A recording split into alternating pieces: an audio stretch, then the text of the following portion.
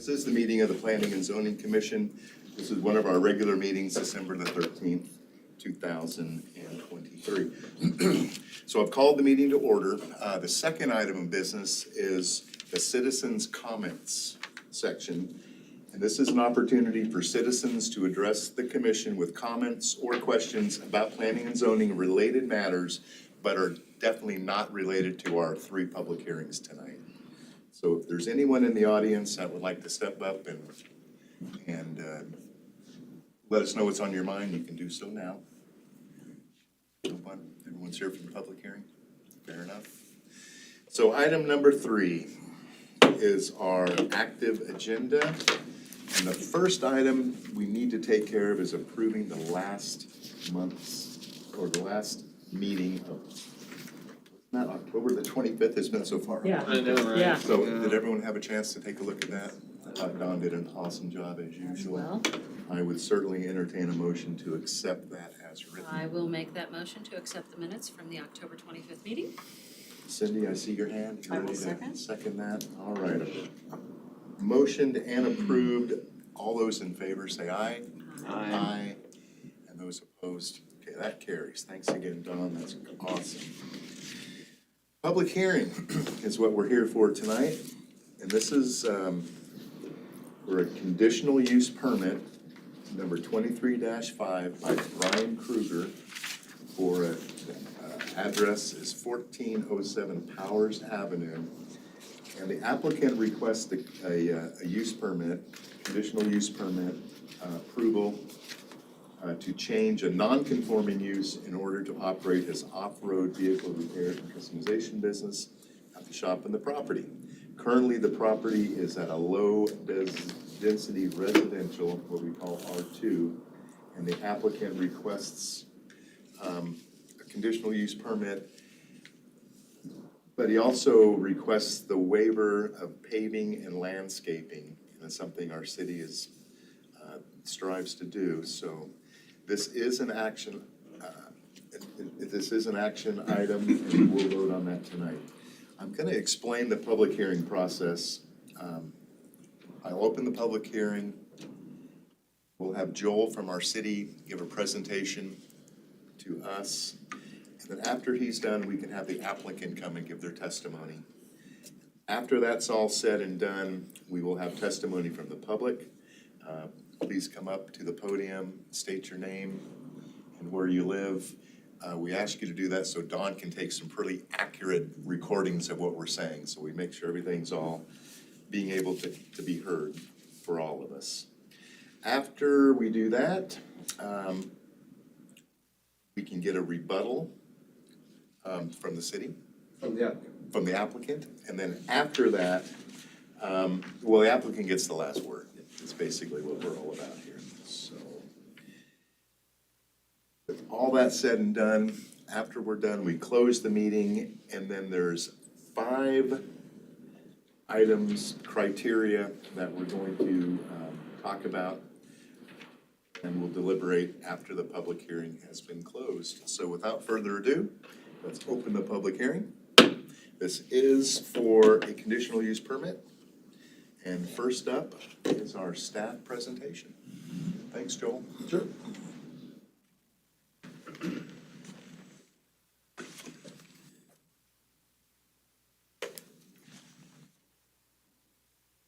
going to start us off looking at some, I think we're going to look at the GIS first. Aaron, is the GIS still up?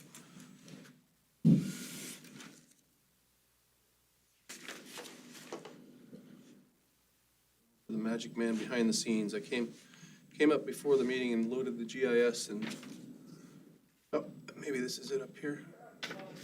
Oh. There it is. Thank you. Okay. So I'll just zoom in a little bit here. So this is a picture of the city's geographic information system. It's an aerial photograph, and the different colors represent zoning districts. And north is up on this. This is Thane Road, and this is Powers Avenue down here. This is the roundabout at Thane and Powers. And the subject property is just east of that intersection, right here with this R2A on it, that's indicating the R2A zone within which the property sits. This is the rental house that's on the property, and this building on the east side is the shop in which the applicant proposes to conduct his business. You can see the surrounding properties, the immediately surrounding ones to the east, the north, and the west are all single-family dwellings. To the south, you've got commercial, a couple of businesses there. There's that big church across Thane from there. But it's primarily, well, it's a mixed-use neighborhood in this immediate vicinity. For a little bit more clarity, I'll just turn off the zoning layers so you can see things a little bit better. See, there's curb, gutter, and sidewalk in front of the subject property, and the drive and gravel, or the drive and parking situation on the property is currently gravel. I'll take a look at some photographs taken from the ground. This is from the south side of Powers, looking across Powers at the subject property. This is the rental house on the left and the south end of the shop on the right. This is another shot of the shop itself, looking to the northeast. Another shot of the shop a little closer. You can see the west side of it very clearly here. There are two overhead doors, one on the south end and one over here on the northwest side. See the gravel parking and drive. This is looking directly across the street at the commercial property, the driveway into that property. This is one of the neighboring residents. This is looking up the driveway of the subject property. This is looking at the neighboring property to the east of the subject property. So this is the neighbor's house to the east. And this shipping container is on the neighbor's property.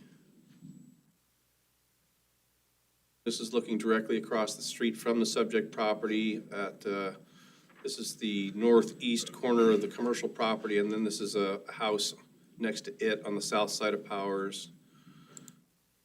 This is looking down Powers in front of the subject property. This is looking to the west toward the roundabout. And this is looking to the east on the south side of Powers in front of the subject property, down Powers. So that should give you some context. This up, I think. And I'll give you a verbal summary of the written report that was in your meeting packets, Commissioners. I'm going to skip the subject property and surrounding land uses because we just kind of covered that. I'll just mention the businesses on the south side of Powers across the street from the subject property are an endoscopy and gastroenterology business. Let's see here. I'm going to look at some things, go over some things in the code references section of the staff report. I just wanted to mention there are some options for achieving a change of non-conforming use in our zoning code. The first option is for an administrative approval, and that is when the applicant has an opportunity to notify the neighbors with a description of what he proposes to do. And the neighbors have opportunity to review that and object. If no one objects, then it can get an administrative approval from the community development director. In this case, there was an objection received, and so that kicked it into the public hearing process and required the conditional use permit application, and so that's why we're here tonight. But he did try the other route first. Just so that everyone's aware, this application, all conditional use permit applications are judged on criteria. They're not judged discriminately. The commission has the ability to attach conditions to approval, which is why it's called a conditional use permit application. So if the commission feels it's necessary for them to be able to justify approval with the criteria they have to weigh the application against, they can they can impose conditions along with their approval. The criteria that they have to judge the application against are: one, that the use will or will not result in conditions that tend to generate nuisances; two, that the proposed use is or is not a public necessity, or that it's justified or not by the applicant to be deemed a benefit to the public. Third criteria is whether or not the character of the proposed use is in harmony with the neighborhood. The fourth one is whether or not the proposed use would endanger the environment or the public health or safety or welfare. And then the fifth one is whether or not the proposed use would be in substantial conformance with the comprehensive plan. The comprehensive plan is the city's long-range plan.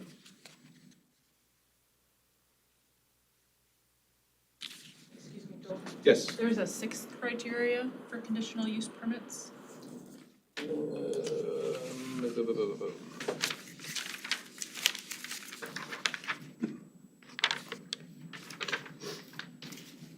Oh, it's on the worksheet and it's not in here. Go ahead and shout it out. Pursuant to Idaho Code 676512, the conditional use permit may be granted subject to the ability of political subdivisions, including school districts, to provide services for the proposed use. Thank you. And to clarify, that will be a will or will not. So that's on the commissioner's relevant criteria and standards worksheet that you'll deliberate on after the hearing's closed. I did mention the comprehensive plan. You've got to find that the application is consistent with the comprehensive plan. I have pulled various excerpts from the comprehensive plan and put it in the staff report for you to look at and judge the application against. I'm not going to read through them all here. It's a little bit lengthy. I will summarize input from other departments and agencies. We route these applications to other departments and agencies to get their comments on how it may or may not affect them. In this case, we received a comment from our Public Works Department Engineering Division. They say that due to the limited number of employees, which is 2 proposed, and the limited hours of operation, Monday through Friday from 9 to 5, no traffic impact statement is needed, and they have no objection to this application. Fire department says that they've inspected and approved the occupancy through the business license process.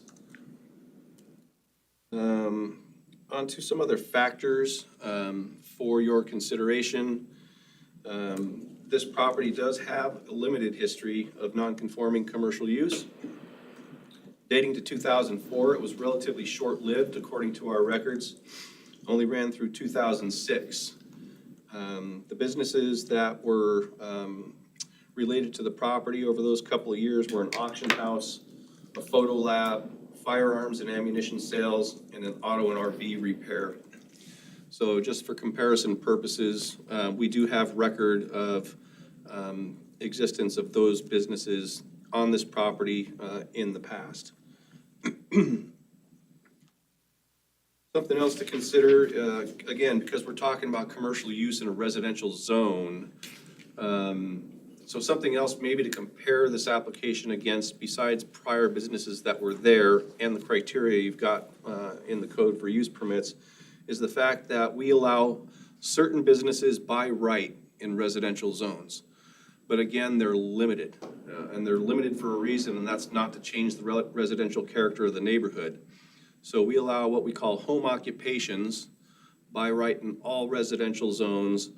And the primary limitations are that the business related to the home occupation, it has to be conducted by the resident who lives there, right? Because it's, if they don't live there, then they don't have as much a vested interest in how it affects themselves living there and the neighborhood. And then it's limited to 25% of the area of the house. It can't take up more than 25% of the space of the house. So those are just some standards to be aware of about businesses in residential zones through the home occupation process, which this is not. It wouldn't qualify.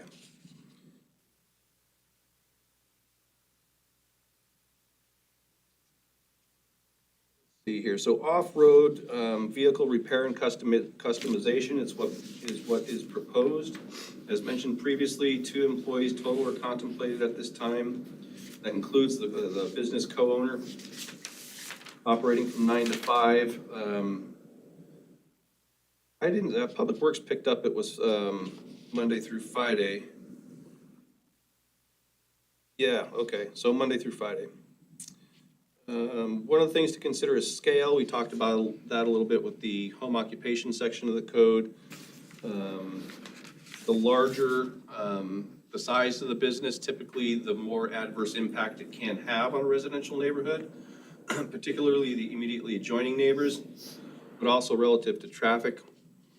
That may not be the case in this instance. There's some discussion on that in the staff report. It is a rather large building for a business in a residential zone. It's obviously much, much more than 25% of the size of the house. But again, this is a little bit different situation. It's on a piece of property that has a history of business being conducted in this building. So something to take into consideration. Let's see here.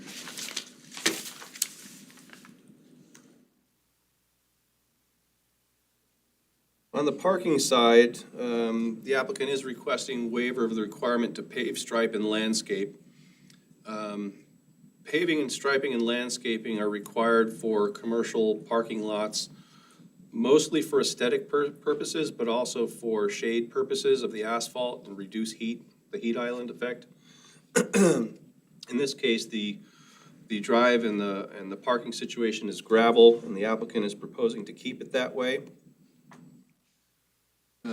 There are only 5 parking spaces required for this business, which is the bare minimum to trigger the parking lot paving requirement. If it were less than 5 parking spaces required, it would not have triggered the parking lot pavement, so that's something I think it's important for you to consider. It's right at that threshold.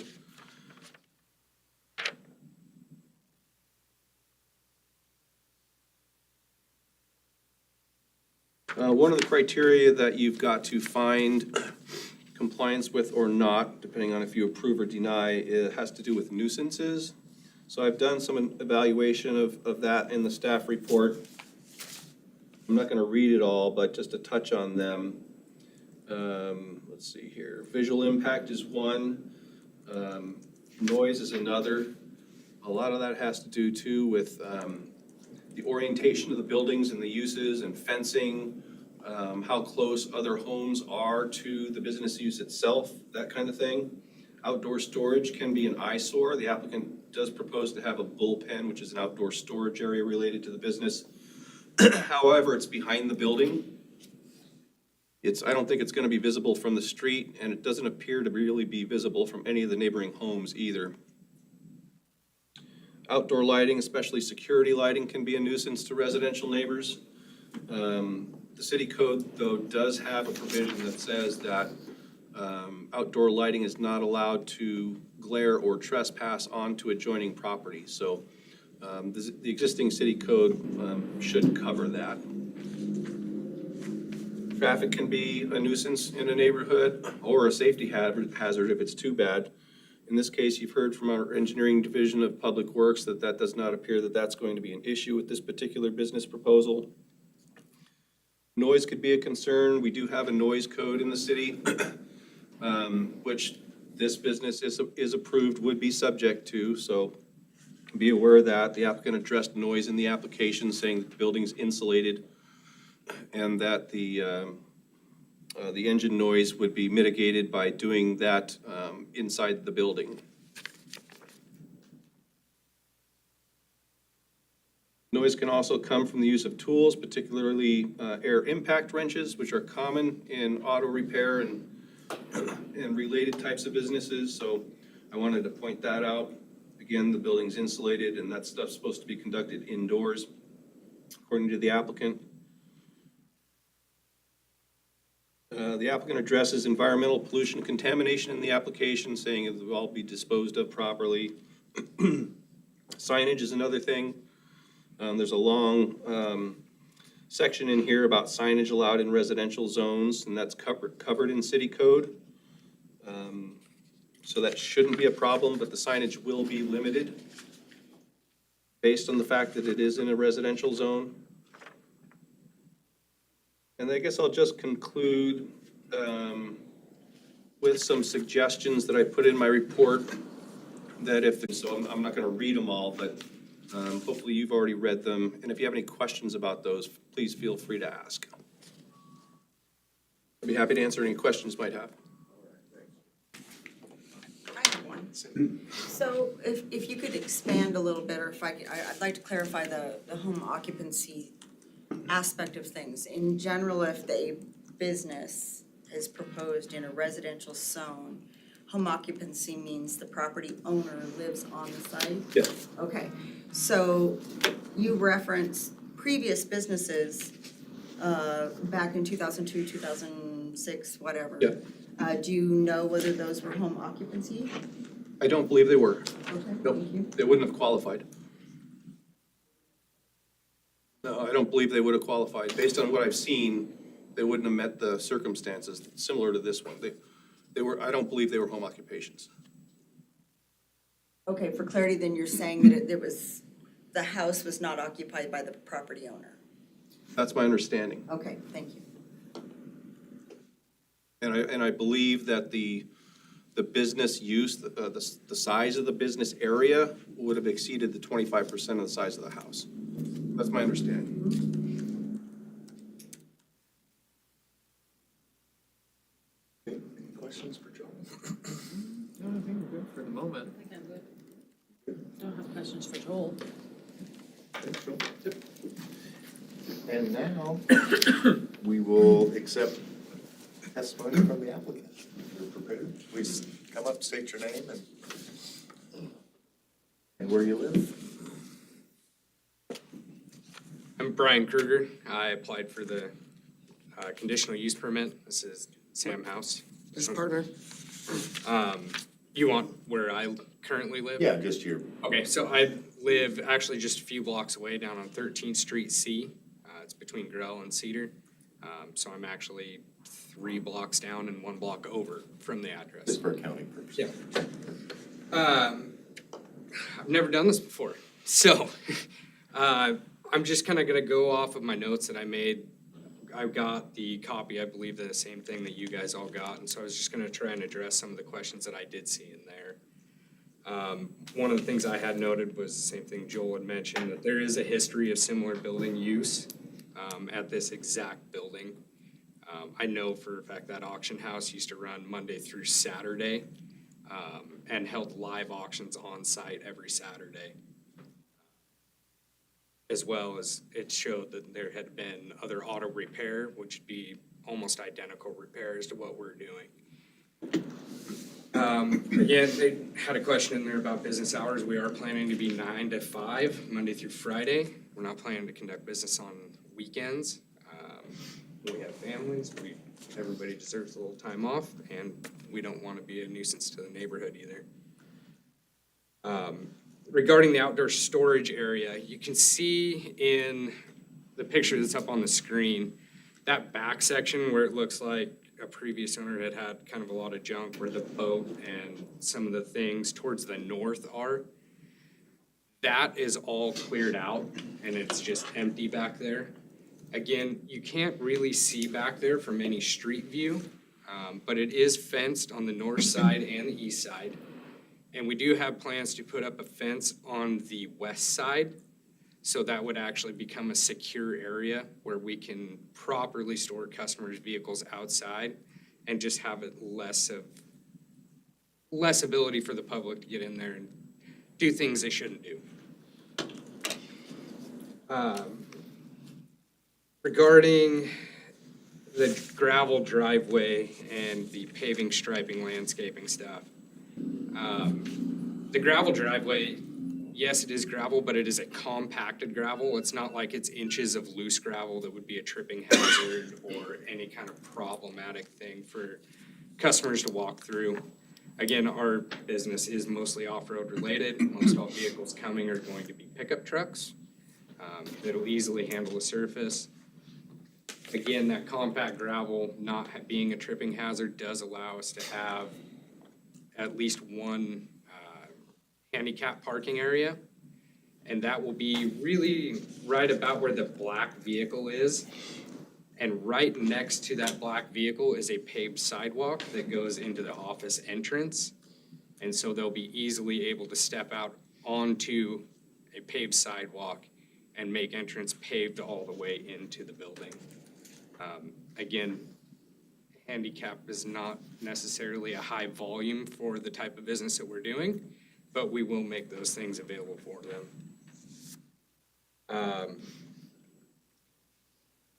One of the things that I kind of noticed in there was a mention in the analysis for potential nuisance, and it stated, quoting, "Commercial uses can have various adverse effects and impacts to surrounding residential uses. So commercial uses are generally best located amongst other commercial uses." I believe that we are. And the reason I believe that is just the width of Powers Avenue touches right into another C3 commercial zone, which is that Endoscopy place. And that zoning criteria lands right into the zoning criteria that we would normally need to directly move in. As well as 2 properties over is a C3 zoning area as well. So we are right in, like Joel mentioned, in a mixed use, partially commercial area as well.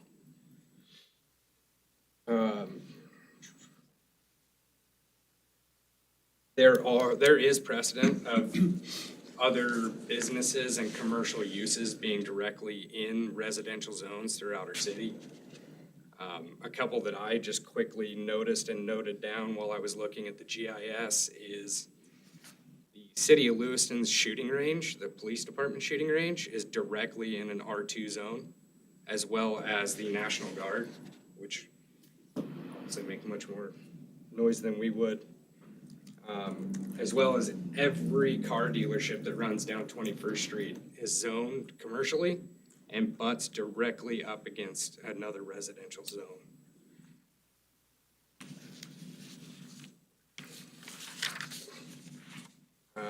As to the question, I know it was noted in there about outdoor security lighting. We don't have plans to add any additional outdoor security lighting. The security cameras nowadays are so good with their night vision and everything. I just don't foresee the need to light up the place when we can capture just as good a security images in the dark. So that shouldn't be a problem at all. There was a couple of noise concerns that I had seen that were noted in there. One regarding air impact wrenches. Nowadays, most everything has gone to electric tools, which don't make near the noise that any kind of air wrench or anything makes. Everybody's used a home drill at home. That's about how loud our electric impacts are. And that's probably 99% of what we use. Also, I noticed in there it mentioned about revving of unmuffled or souped up exhaust. That just doesn't happen. It can damage an ATV by running it without a muffler, and you can actually cause a lot of harm to an engine doing that. As far as souped up exhaust, pretty much all exhaust systems that are sold are approved by the U.S. Forest Service for a noise decibel rating that they cannot achieve over. And so I would say probably 99% of the vehicles that are coming in are equipped with these exhausts that are approved by the U.S. Forest Service for noise decibel readings. And getting into kind of the traffic thing, the heavy flow of traffic down Powers Avenue, because it is kind of an arterial to another main arterial, there's a lot of big heavy machines that run down there from LOID. There's tons of dump trucks, they run backhoes, excavators, stuff like that down the road. I don't foresee us being anywhere close to as noisy as they are running down the road. And then about the signs, we would obviously follow any city code as pertaining to signs and make sure that we're within that code. Dad? You guys are talking about Planet Growth. We don't have plans of adding any other employees in the near future either. It's just gonna be us two. We're not trying to grow to be some guys outdoor or some you know, Rogers Toyota dealership. This is a small business that we just want to run and make a good living for ourselves and build a better future for our families. If I may. Are you guys ready for questions? Yeah, any questions, I'd be happy to ask for you. Okay. Brian, you clearly stated that you live not on site. Sam, do you live on site? No, I'm a couple blocks farther than Brian. I'm on Airway Avenue. 1519 Airway Avenue, Okay. so I'm, So that means there will be a tenant in the rental property on the same lot that you- There's currently a tenant in the Yes. in the home, yeah. and that will continue? Yeah, And they are that's not affiliated with your business? Not whatsoever. Okay. How do you plan to, let's say tenant has 2-3 kids, they wanna play in the yard. Your plan is clearly stated, nobody will be pulling out. They won't back out. They're gonna loop and come out the other way. So this tenant is gonna have any traffic looping around their home and yard. So they can loop around, but there is also the option that you can see that the curbing and guttering there, the city has left open that front spot in front of the yard.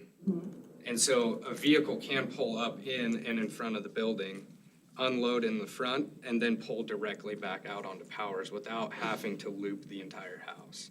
I Okay. believe I have that marked on the map as well that I drew out.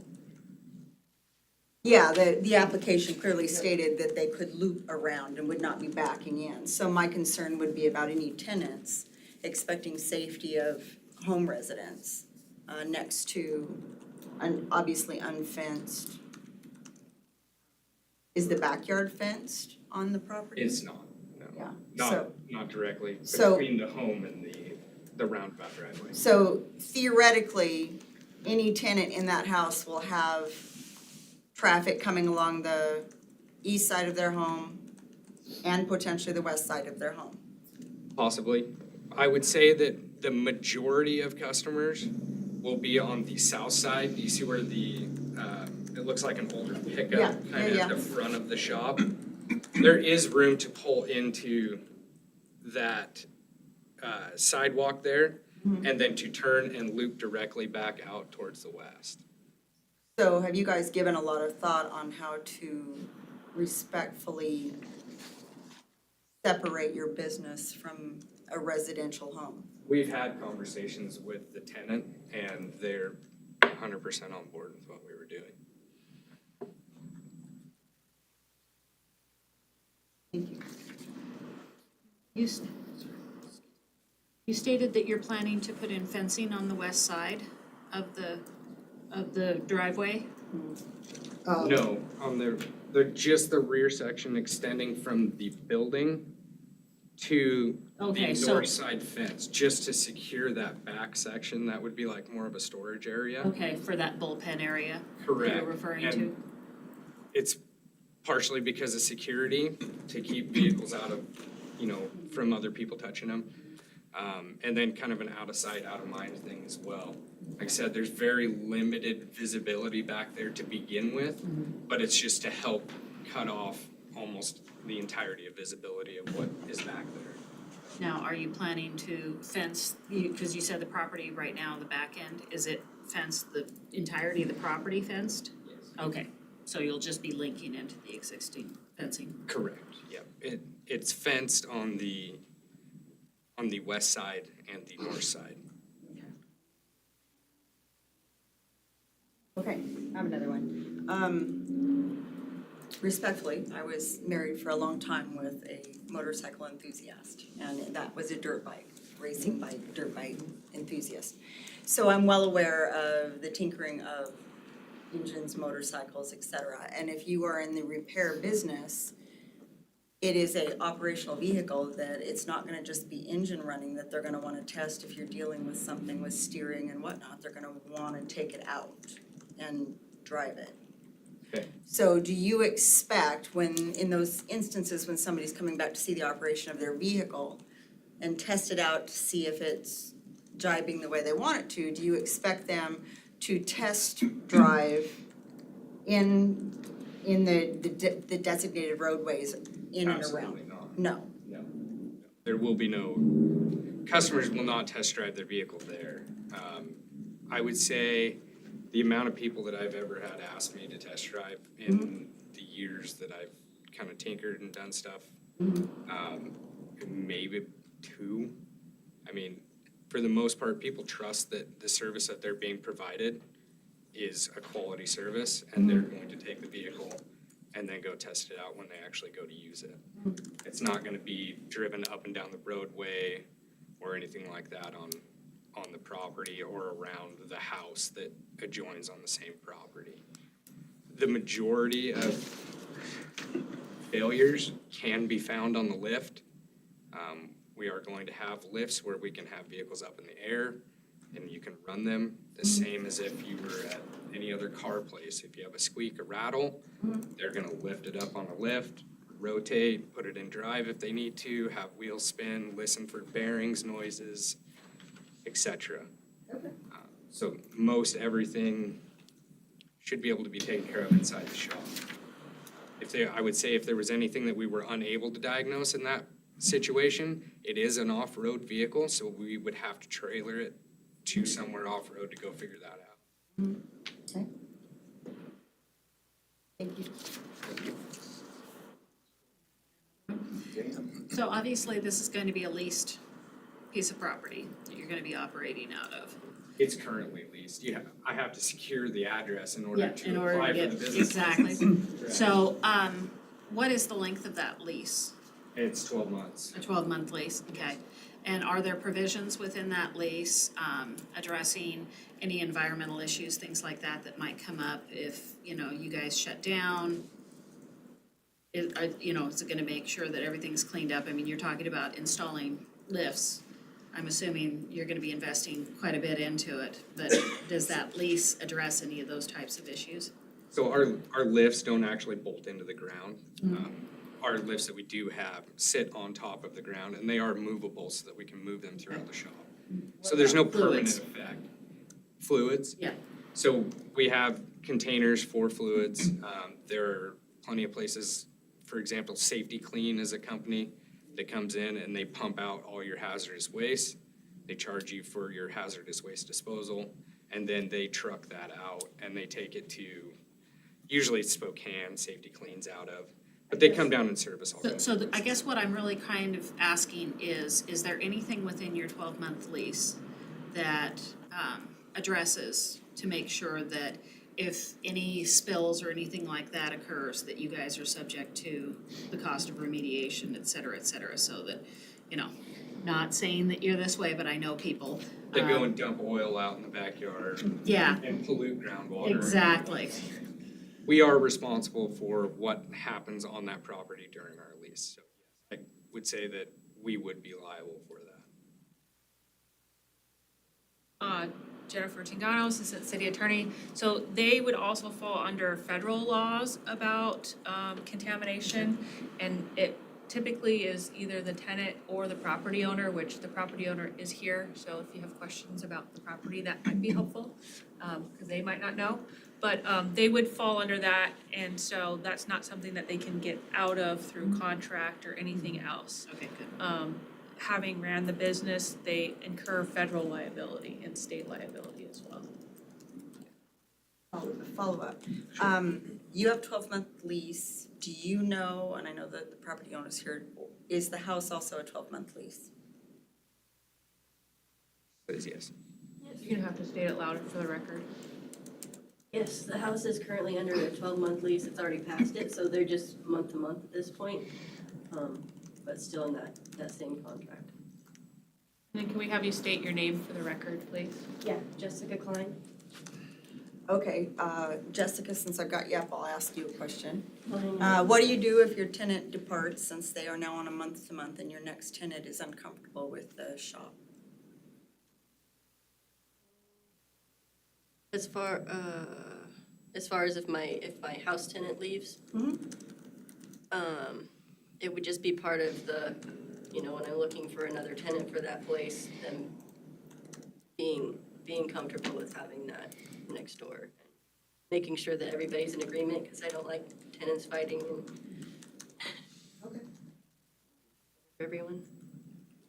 Since we do have you, Jess, what if it does become a contentious issue between the, because basically you have two tenants, it happens, a lot of times somebody will rent a place thinking everything's going to be fine. We don't wanna end up having to do that conflict resolution either, so. And I'm kind of used to the conflict resolution between tenants, I get it. My other places as well, if they have any issues, I take care of it, I'm the middle person. If they're having issues, and if it came down to that, we'd let them out of the lease if it was that big of an issue for them. I'm sorry to interrupt, but I think these questions are outside the scope of the grounds for the CUP. So, I do believe they would address, yes, tenant disputes, yes, outside. But I do believe it would also address driveway usage, et cetera, and that is one of the criteria that we have to consider is nuisance. So that was why I was leaning into that, thank you. This might be a dumb question, it's a technical question. So I'm assuming the garage doors are on, I don't know, I can never tell directions on a map, but I'm assuming that the entrance to the shop is like where that white and black car are parked? Nope. No? It's on the bottom side facing Powers Avenue, So it's kind of where the brown truck is parked? just off to the right. There's a Okay. slight, you can kind of see a white spot in the gray. Oh, That okay. is the That's garage that's the entrance. entrance to the shop. So, It's- oh, go ahead, I'm sorry, I didn't mean to interrupt. I interrupted you, I'm sorry. So you have kind of a layout, you can see that there's two different roofs on the building. So that front section of roof, that is the shop area. The back section there will be the, kind of the office area or customer reception area. Okay. And then I think Joel had mentioned that there was two overhead doors that entered the building. Mhm. The one that was brown looking, it's not actually an overhead door, that is a double swinging interior, or exterior man door that walks in. There's only one garage door that leads into the building. And then so I'm just trying to assess sight lines here, so for the house, whatever that address is, the one to the East. east, thank you. So it's just basically facing the white wall of the shop. There's no doors or entrances there or anything like that? The house to the east, on the same property, Yeah. there is No, a the little one that looks like it's. Non-rental. right side. Yeah, Yeah, it's just looking at a wall. okay. Another question, One Maureen? last thing. Good, now take So your I know time. that your intent is to operate Monday through Friday, 9 to 5 kind of a thing. I've been in business for myself before, I kind of know how it goes, and are you comfortable with us putting that limitation on, just based on noise control? Comfortable with that. So that's our intent, is around Monday through Friday. I have family, I need to spend time with my daughter, my wife. If I start working 6-7 days a week, she's I'm gonna be happy. not gonna be happy, and that's not okay with me. That's good. Tend to stay married. Happy wife, happy life. Cindy, no. All right, I've got one for you.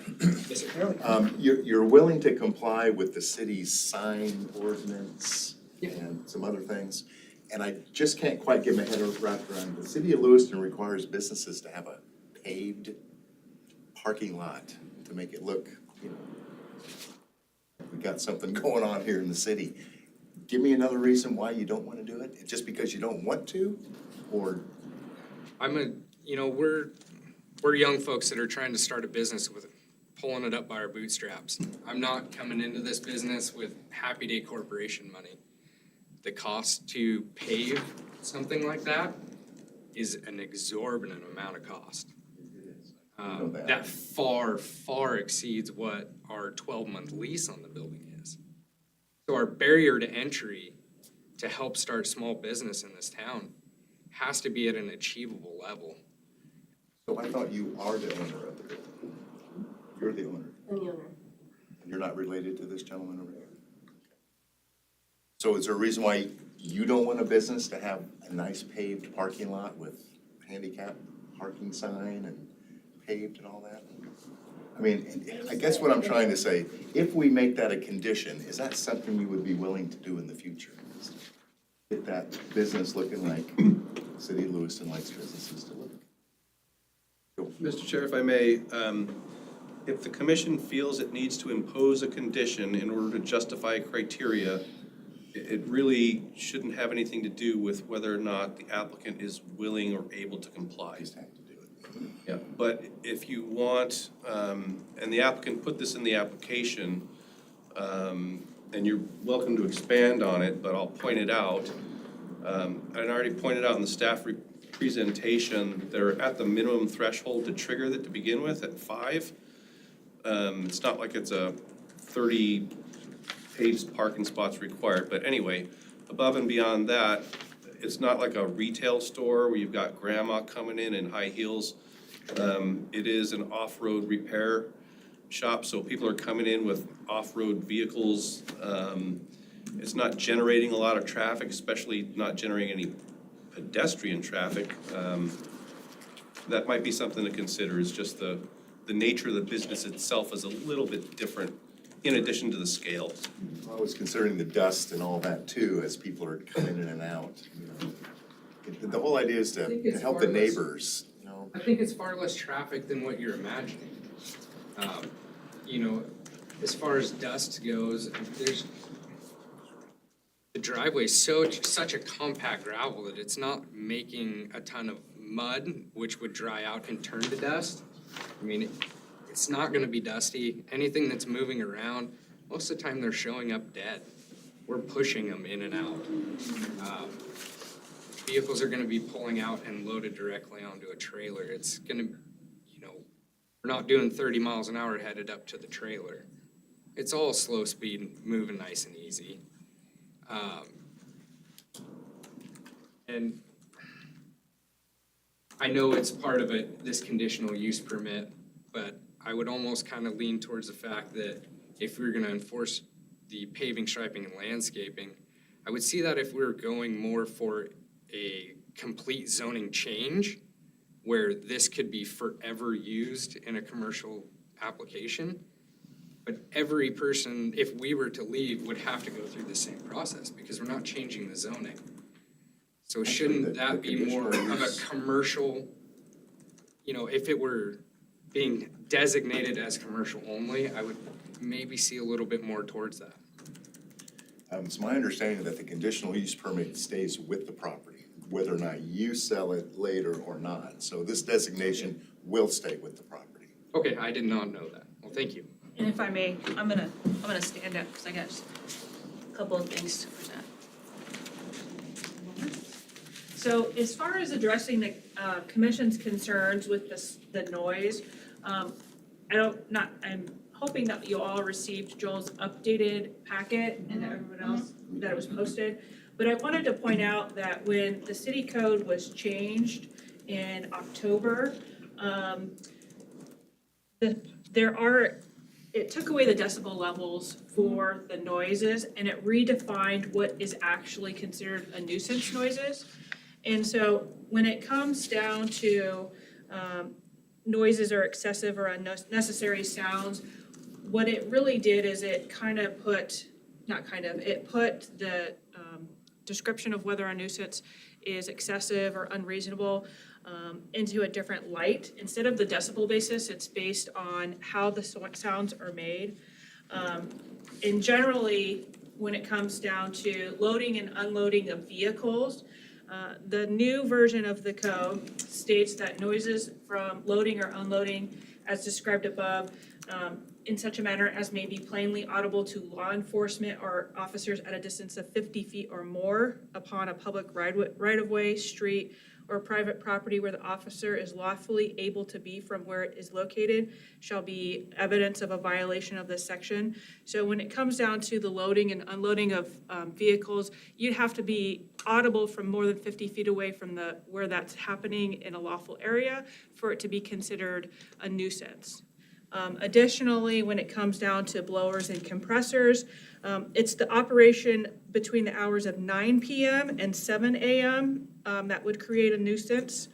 And so operation between 9 AM to 5 PM, even if they were operating it at 6 PM under city code, it would not be a nuisance at that point. So a limitation on the hours between 9 and 5 would be outside the bounds of city code as far as what would be permissible. Additionally, there are exceptions to the noise ordinances. If an individual can establish by preponderance of the evidence that one or more of these exceptions apply, then they could be excused from compliance with the noise ordinance. And one of that is that the sounds or noise emanate from the residential property was caused by a temporary project for maintenance or repair of homes, grounds, and other appurtenances, such as accessory units, but it only applies to sounds or noise generated between the hours of 7 AM and 9 PM. And so that's, as far as the sound ordinances, that's what I wanted to point out. So, the way that this noise ordinance is done, it's a little bit different than I think the commissioner's questions are leading towards. And so just the fact that they have the noise isn't necessarily the nuisance issue. And so the property just being a noisy property during daytime hours is one thing. The nuisance question is those unreasonable or excessive noises, to the point that, was mentioned, the excessive revving of engines all day and all night.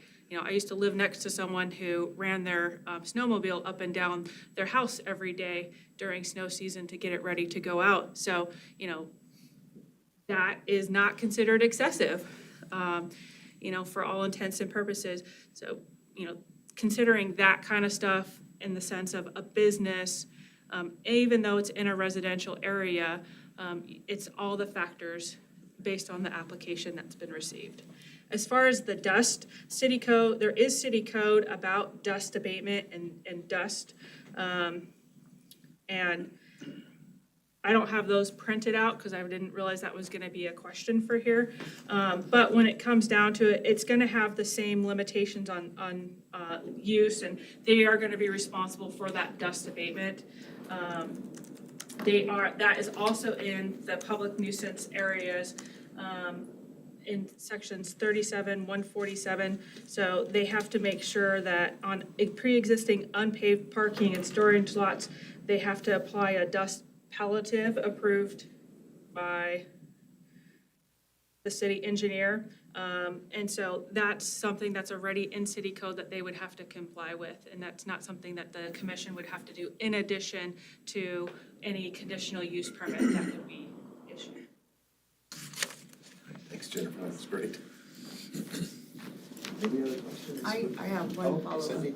Since the conditional use permit, if granted, follows the property ownership and not the business application,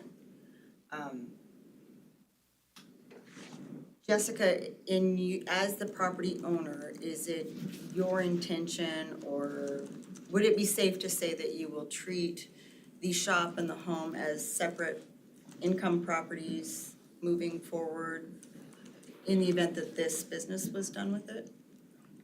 Yes, it would still, like when I listed it for them to lease out, it was, you can live there, it was personal use or mixed use that I listed it as, because that was what I was under the impression of happening, and so it would continue. If somebody wanted to just live in it. No, I meant renting the shop and the house separately, because that's what you're doing currently. Yeah. Yes. Yeah. Okay, thank you. That's it. Yes. Thanks. Thank you very much, appreciate it. Thank you.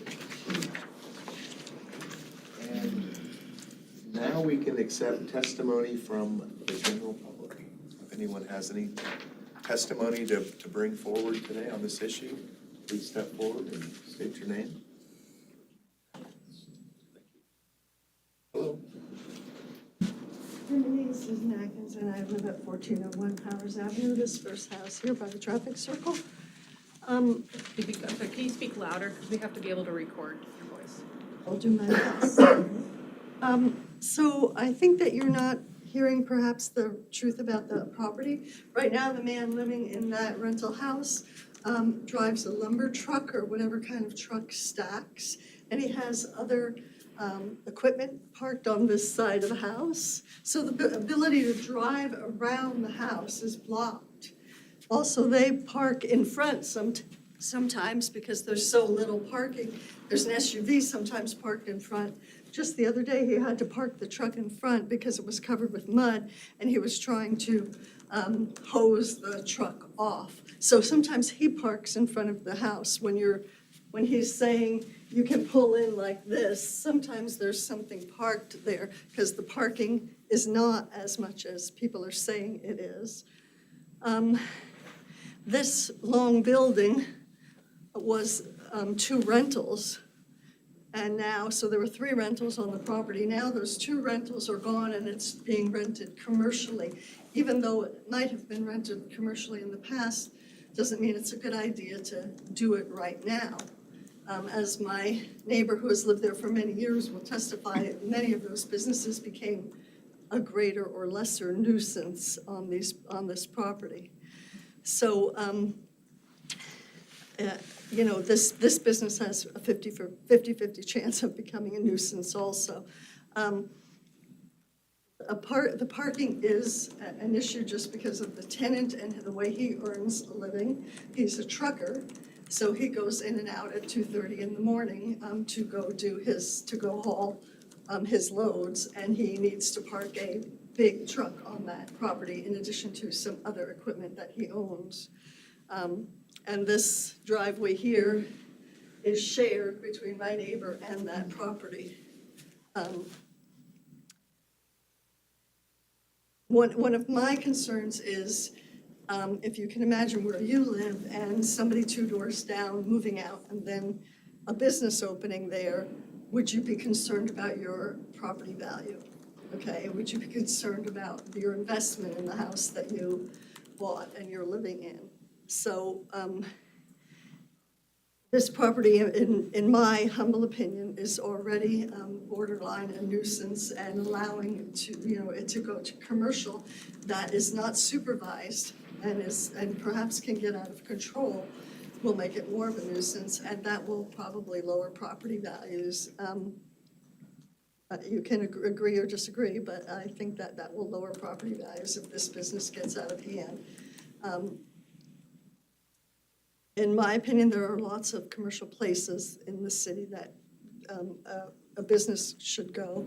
This is a small neighborhood. As you noticed, the rest of it has been commercialized around the traffic circle. Why this one little neighborhood wasn't, I'm not sure. I haven't been in the city that long.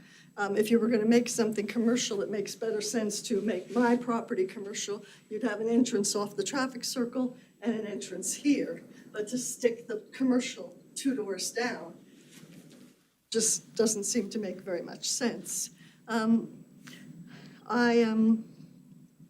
I think that I personally think it's not a good idea, and it's not a good place for a ATV repair business. Will you accept a question? Sure. Cindy? You obviously park in your driveway and your neighbor parks in their driveway, but you all do use the egress access Right. at the first, okay?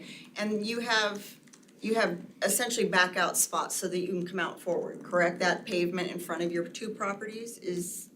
Right. Do you have any overlap parking issues with his big truck and his other things? To the point where you have spoken to the property owner about your concerns or about her current tenant? No, I have not. My neighbor who lives in the next house is going to get up, and he is the one who has had issues, and he can speak to you about that. Okay, thank you. I have not, because I live in the last house. Thank you.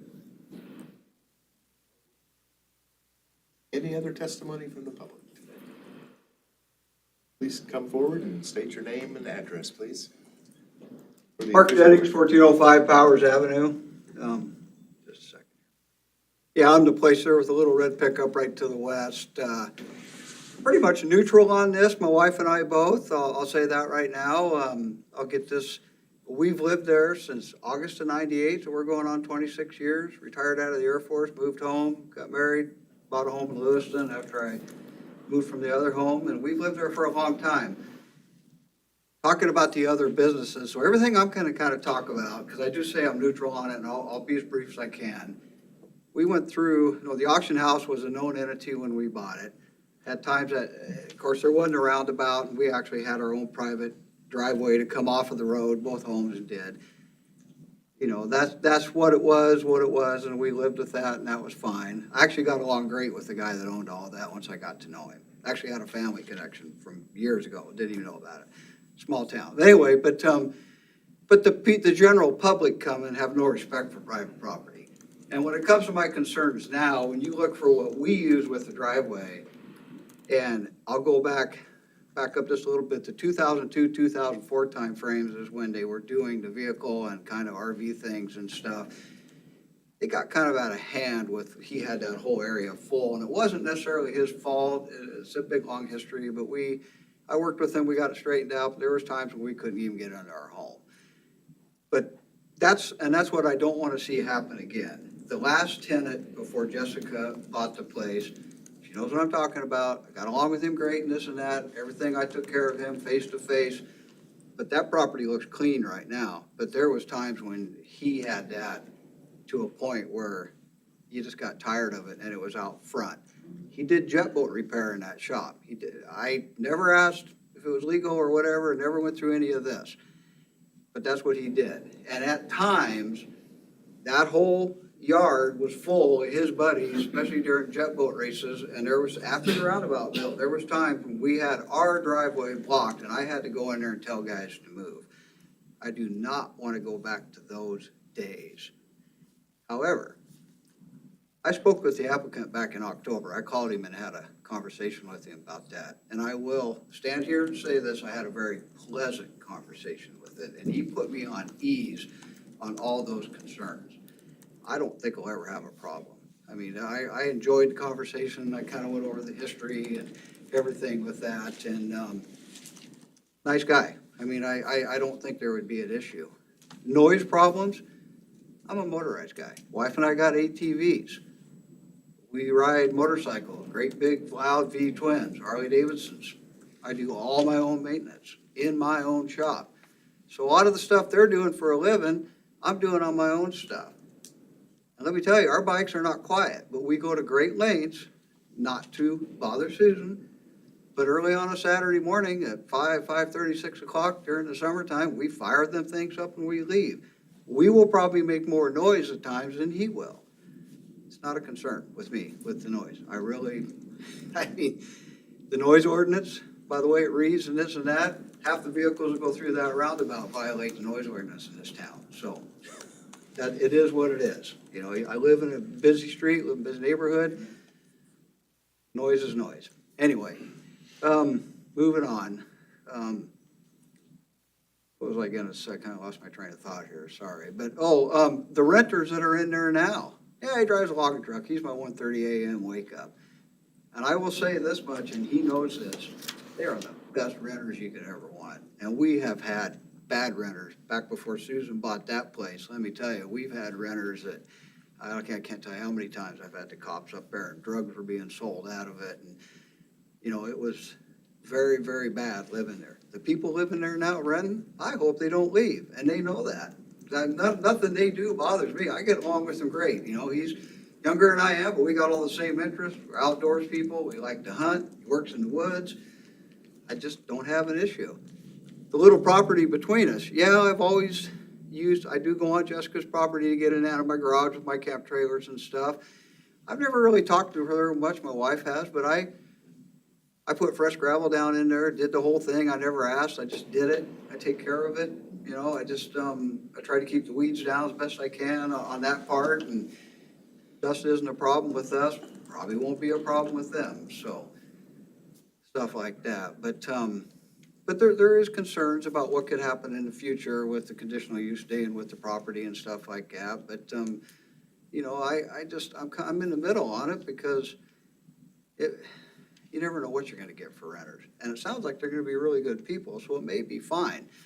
And I know Susan and I have talked about this a bunch and stuff. At first I didn't like the idea of it, but after visiting with the individual and listening to him tonight, I gotta say, it probably won't be an issue and stuff, so. I hope that helps a little bit, because it's gonna directly affect me. And, before I close up here, I'll say I spent 5 years on Nez County Planning and Zoning, and just a couple years ago got off of that, and I know how hard your job's gonna be here when you go into deliberation. So with that, Mr. Chairman, Commissioners, I thank you very much. Any other public testimony? Jennifer Tangano, Assistant City Attorney. I just wanted to highlight too that concerns about noise, about normal operation of vehicles of someone that lives on the property are outside the scope of the CUP application. Okay. No other comments from the public? Dawn, was anybody emailed a complaint Not this one. about this one? Can I just add something? You may step up to the podium again. Jessica Klein, property owner. So the reason I've been supporting these guys so strongly, to get their business going, I don't get any special profit. It's just renting the place. Like, I haven't charged them rent for the last 2 months just because they can't run a business yet. I believe in what they're doing. Like, a lot of the valley has off-road vehicles, and we need more businesses like this to support all the maintenance and stuff that goes into it. And just talking to other people in the community, they're really excited about this business coming up. And the shop itself is visible from the roundabout, so it has a nice visibility without being obnoxious. And we've worked really hard turning this property around to make it nice. So when we bought it, the insides were stripped out. There was rat infestation. There was dead vehicles that we had to haul away. So none of that changes. We take pride in our properties and make sure that they look nice and they're well taken care of. So any, leaving vehicles, piling up vehicles in the neighbor, that's their property, the house, well, not their property, but the yard belongs to the house, and anything that's left in front of the house would be on the house and not the business owners. Can I ask a question? You real quick? can ask a So question. is some of their equipment already in the shop? Is that what you're saying? No, when we took on the property, it had a lot of. No, I mean, but you mentioned that you haven't charged them rent for 2 months, so I'm just clarifying. They're still in the lease agreement, but we just waived Okay. it because they can't run a business, so. Right, there's no, point okay. in trying. No, I understand it's a process, so I just wanted to clarify. Thank you. No other questions, comments? Okay. Well, great, I'm gonna close the public hearing. The applicant gets a rebuttal. Oh, the applicant gets a rebuttal, if you'd like to come up and give a rebuttal. I would.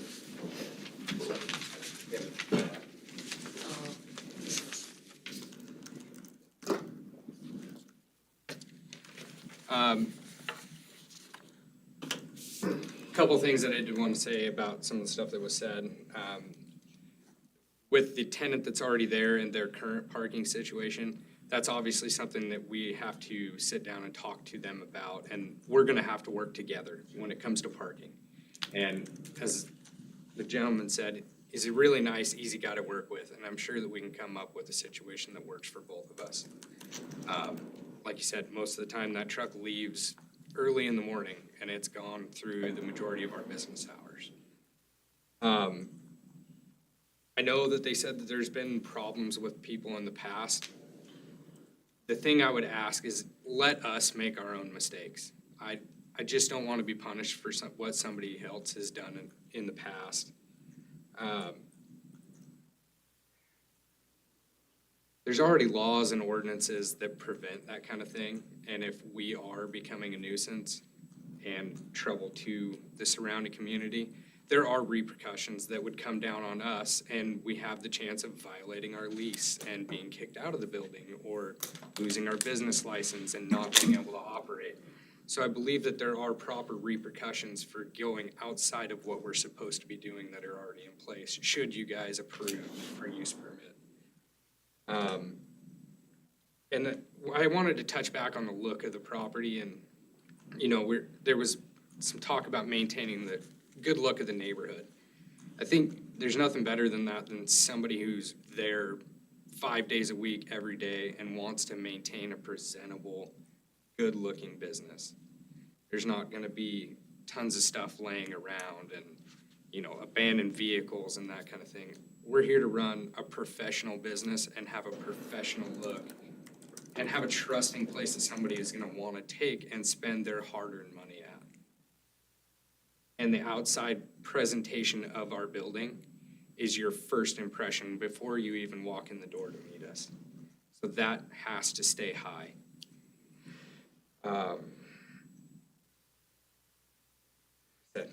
Just let us make our own mistakes.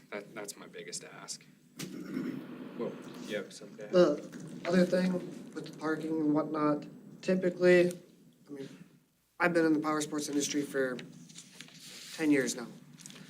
When people are dropping off and picking up, I mean, it's usually pretty short. I mean, you go in, you talk to them, you get all the information, and then they leave. It's not like they're hanging out for hours on end and, you know, sitting, watching us work. They drop off, get the information, they leave, and then they do the same when they're coming back. They pick it up and go from there. It's not an extended period of time that everybody's gonna be there. Long enough to write the check.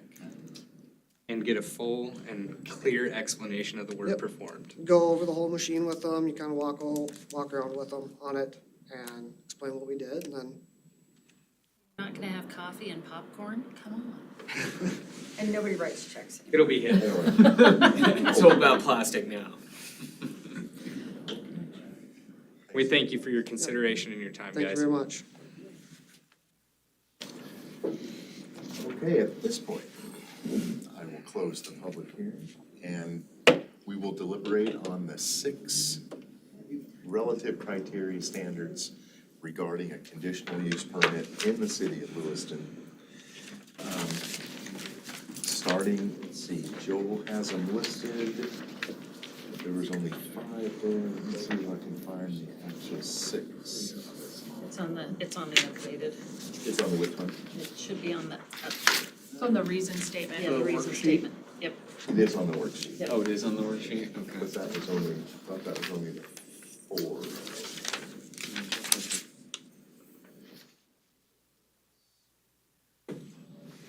It's page 41 of 111. 41. That's a lot of pages. Yeah. I long for the Oh, here we papers. go, I see it, okay. Everyone's there but me. Essentially, it was about the Yeah, the electrical political- service and whatnot, wasn't it? Right, the political And the- entities. Yeah.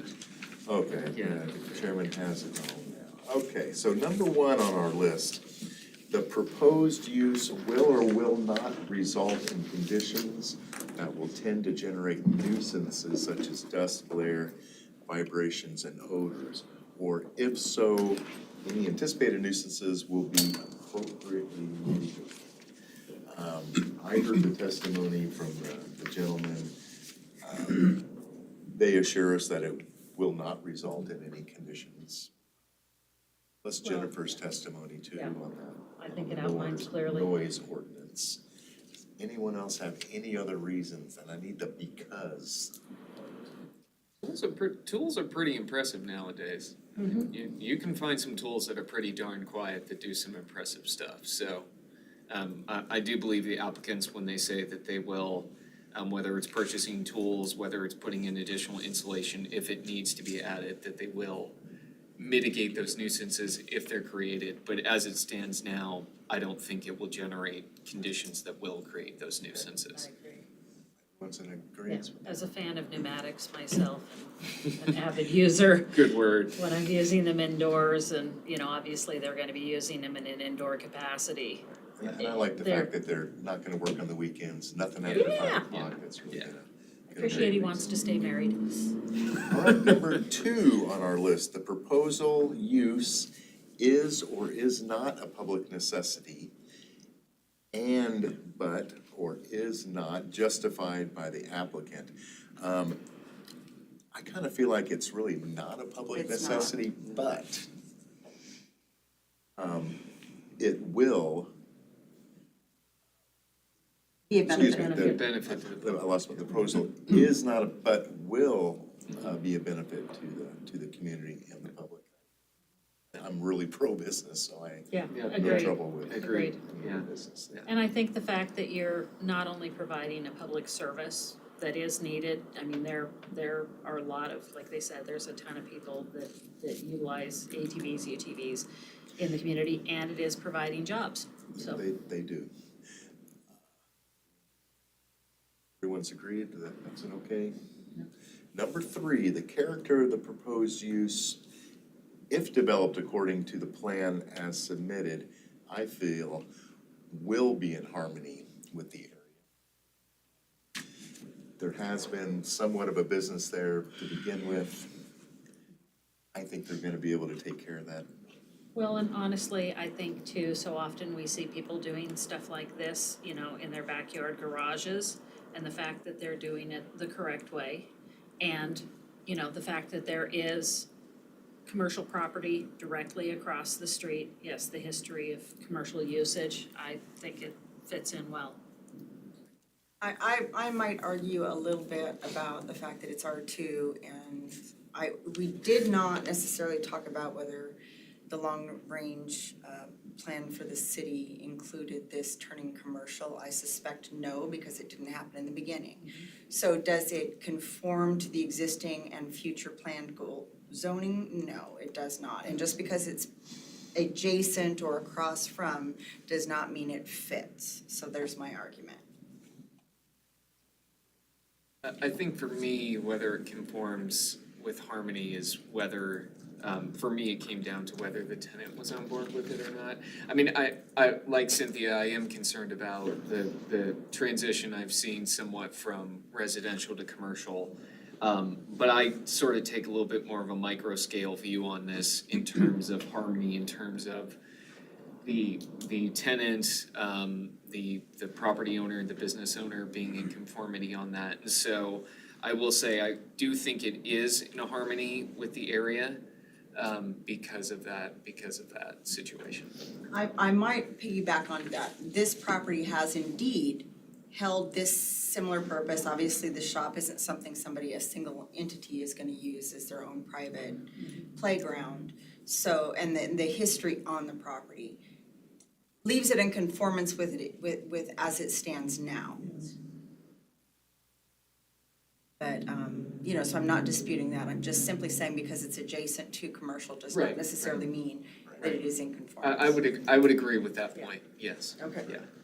And the fact that it was a non-conforming property for all those years. Okay, number 4. No, number 4. The proposed use, I believe, will not endanger the environment or the public safety. I say that because they've agreed to have a company come and take all their waste oil and all those kind of mitigating things. I think we've talked about dust control. I think we're going to keep that down. And there's also Lewiston City Code, so if something does and- happen. As Jennifer mentioned, federal law. And state law, so don't forget that either. Yeah. So if everyone is agreeance with that one, public safety is our number 1 concern, of course. Number 5, the proposal will or will not be in substantial conformance with the comprehensive plan. I feel that's definitely a will not.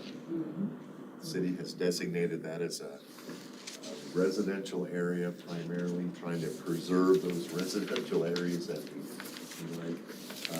However, we have considered conditional use permits for many different kind of properties. And each time we were able to work out the differences with that. And I mean, I will say, Mr. Chair, that taking the tenant, or not the tenants, excuse me, the business owners at their word that they're Monday to Friday, that they don't have plans to expand, or at least not immediate plans to expand, that they are attempting to comply with that aspect of the Sure. comprehensive plan. And that's the thing, I believe in the application, the idea was possibly to expand and get a little bigger, but unfortunately, that's really not the case for that property. If you did want to expand, I think they'd have to move. Yeah, Elsewhere, yeah. I agree. It's gotta build the business first. There you go. There you go. Amen to that. Number 6, pursuant to Idaho Code, Chapter 67-6512, the conditional use permit may be granted subject to the ability of political subdivisions, including school districts, to provide services for the proposed use. Not sure how to answer that, Jennifer. It's not even applicable, Well, really. well, It's not even that. So, I mean, we it's we didn't talk about the, obviously having split, what do you call it, power. right, political entities. Right. But I don't know that the utilities are considered political entities. No? No, No I mean, we didn't, other than commentary from Public Works, far as, Okay. or Joel, you were gonna say something, maybe you are gonna clarify. So they work for the city, we're a political subdivision, but we send notices to all our hearings to all the political subdivisions, and they submitted no objection that this would adversely affect their ability to provide services. So based on that, I have to assume it's okay. I would have to agree. Gone through all the 6 questions, it sounds like we're agreeable on everything. All I'm waiting for is a motion to approve this conditional use permit. Chair, I will, I'm probably not gonna read it all out correctly. I will make a motion to recommend, to direct city staff to draft up a reason statement approving conditional use permit application, CUP. Oh, there aren't that many dashes in there, 23-5. For us to consider at the next meeting. And I will second that motion. It has been moved and seconded. The motion to direct the staff to draft a reason statement for this conditional use permit, number 23 this year, -5. All those in favor signify by saying aye. Aye. Those opposed? That motion carries. Congratulations. All right, next item on our agenda. See if I can find my. Are you gonna leave us for a minute? Just 1 minute. Okay, we'll get started without you. Hurry up. Jennifer, so that, we draft a reason statement and then it goes to city council. No, it No. goes to you. That's It just goes us. back as the. No, I mean, we say yes to it and it's done. Unless it's appealed. Right, now variance, what we're gonna talk about. I believe we're talking about variance next. Which is the paving, no? No. Oh, yeah, you guys didn't address that part. So you're still gonna have to address that part. That was a separate thing.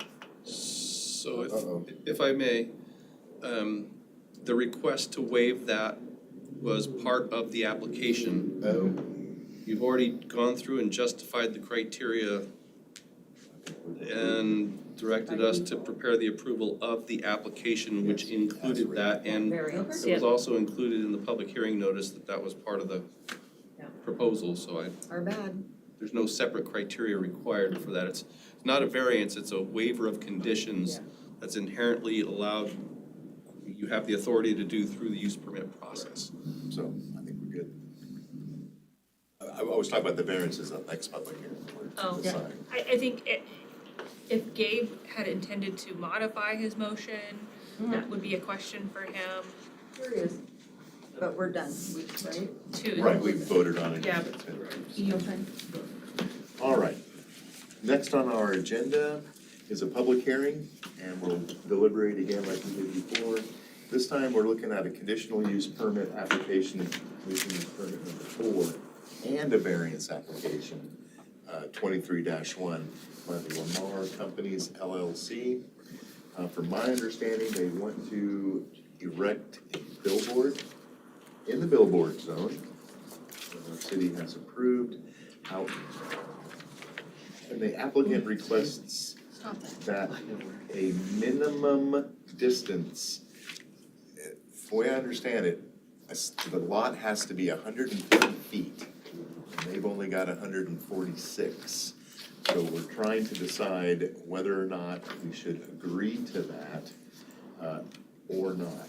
And this will take a conditional use permit and a variance to take care of this. I thought it was 142, was an 8-foot variance. 142 or 146? 142 with an 8-foot variance. Okay. Oh, okay, to get them, yeah. 142.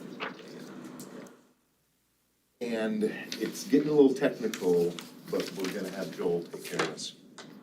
So let's open this public hearing. It's gonna operate the same way we did before. Anyone with public testimony, welcome to come up to the podium. We'll have a rebut from the applicant if necessary, and then we'll deliberate. We're gonna use the same conditional use permit ones, plus there's an additional variance number of questions we'll have to do too. And this will go to the city council for their approval. So without further ado, let's open it up. Looks like our city staff is ready to go, Joel. I believe so. You Gotta find the right property. Okay. We're in North Lewiston on the west side of the bridge. It is after hours, after all. It is. Some help identifying it, Joel? Yeah, the addresses aren't popping up. It's right here, here's where you're at. And the van. Where's the intersection, it's over here. Where he had his cursor was the property, right There you there. go. That's what I'm thinking. Yeah, the address isn't showing up, but it's pretty sure that's Right, it. that, The southwest corner of the intersection. right, they used to bring buses all the way around. So, yes, North Lewiston, Yeah, oh yeah, I recognize where that is. Big Yeah, it's a Liberty intersection. Mart. Big juicy Liberty intersection. Mart. Yeah, if you, expanded it out, yeah, Yep. there we go. I would have known where it is. okay. So this is the subject property then. And this is where the billboard is proposed. It is in the billboard overlay zone. It is a gas station convenience store. This is the corner that the sign code says that any billboard has to be a minimum of 150 feet away from. The proposed billboard would go down here in the southeast corner. The property, however, is only 142 feet from north to south. And then you get into an alleyway where they cannot locate it, and then you've got a building on another property. So that's the request for the variance. And this is the location of the billboard, which requires a conditional use permit. Surrounding properties are all commercial. It's on a frontage road, which is adjacent to a highway, US highway, so it's obviously got high visibility. Appears to be in an appropriate location for a billboard. You would typically expect to see billboards on major arterials such as this, even though it's not gonna be located directly on that arterial. It's on a frontage road to a major arterial. Properties in the C4 zone. The purpose of which is to serve the city and regional needs. Billboards are typically both for the locality and for regional passers through for commercial goods and services.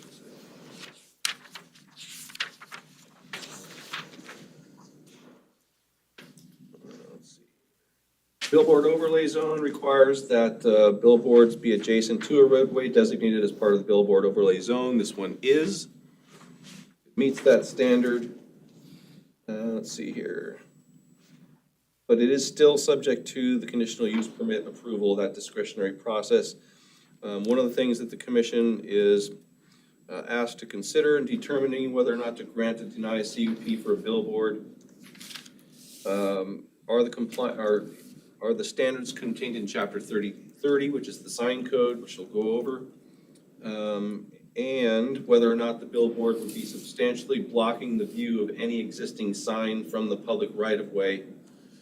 And then if it's going to be illuminated, which this one will be, whether it would comply with industry practices for eliminating or reducing uplighting and light trespass. So we do have standards for that in our new sign code. This little last thing that I just read there out of the zoning code probably should be updated to match our new sign code, which does already inherently take that into account. On page 7 of the staff report, you get into the sign code provisions. The purpose of the sign code are to promote freedom of speech, provide reasonable and appropriate communication, identification of commercial districts, promote and maintain visually attractive areas, ensure that signs are located and designed to reduce sign distraction, minimize the possible adverse effects of signs, regulate the size, color, illumination, movement, materials, location, and height, and promote the public health, safety, and welfare by avoiding conflicts between signs and traffic control devices, etc. The last one is to protect and preserve the aesthetic quality and the physical appearance of the city. So those are things for you to take into consideration. On page 8 of the staff report is the section of the sign code that talks about illumination, where the illumination is limited by code. So if the use permit is granted, the billboard will have to comply with these standards, just as a matter of simple administrative code. Page 11 of the staff report, more sign code provisions. Signs or billboards are required to be at least 500 feet away from any other billboard.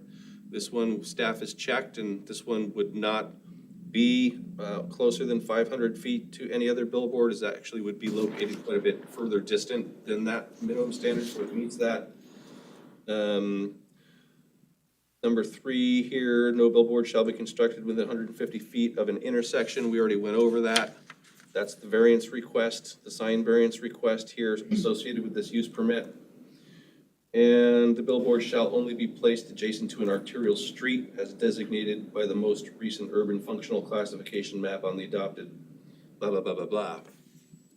So this would not be directly adjacent to it, at least not on it, but it is adjacent via the fact that there's a frontage road which then abuts the highway. So it's not right next to another piece of private property.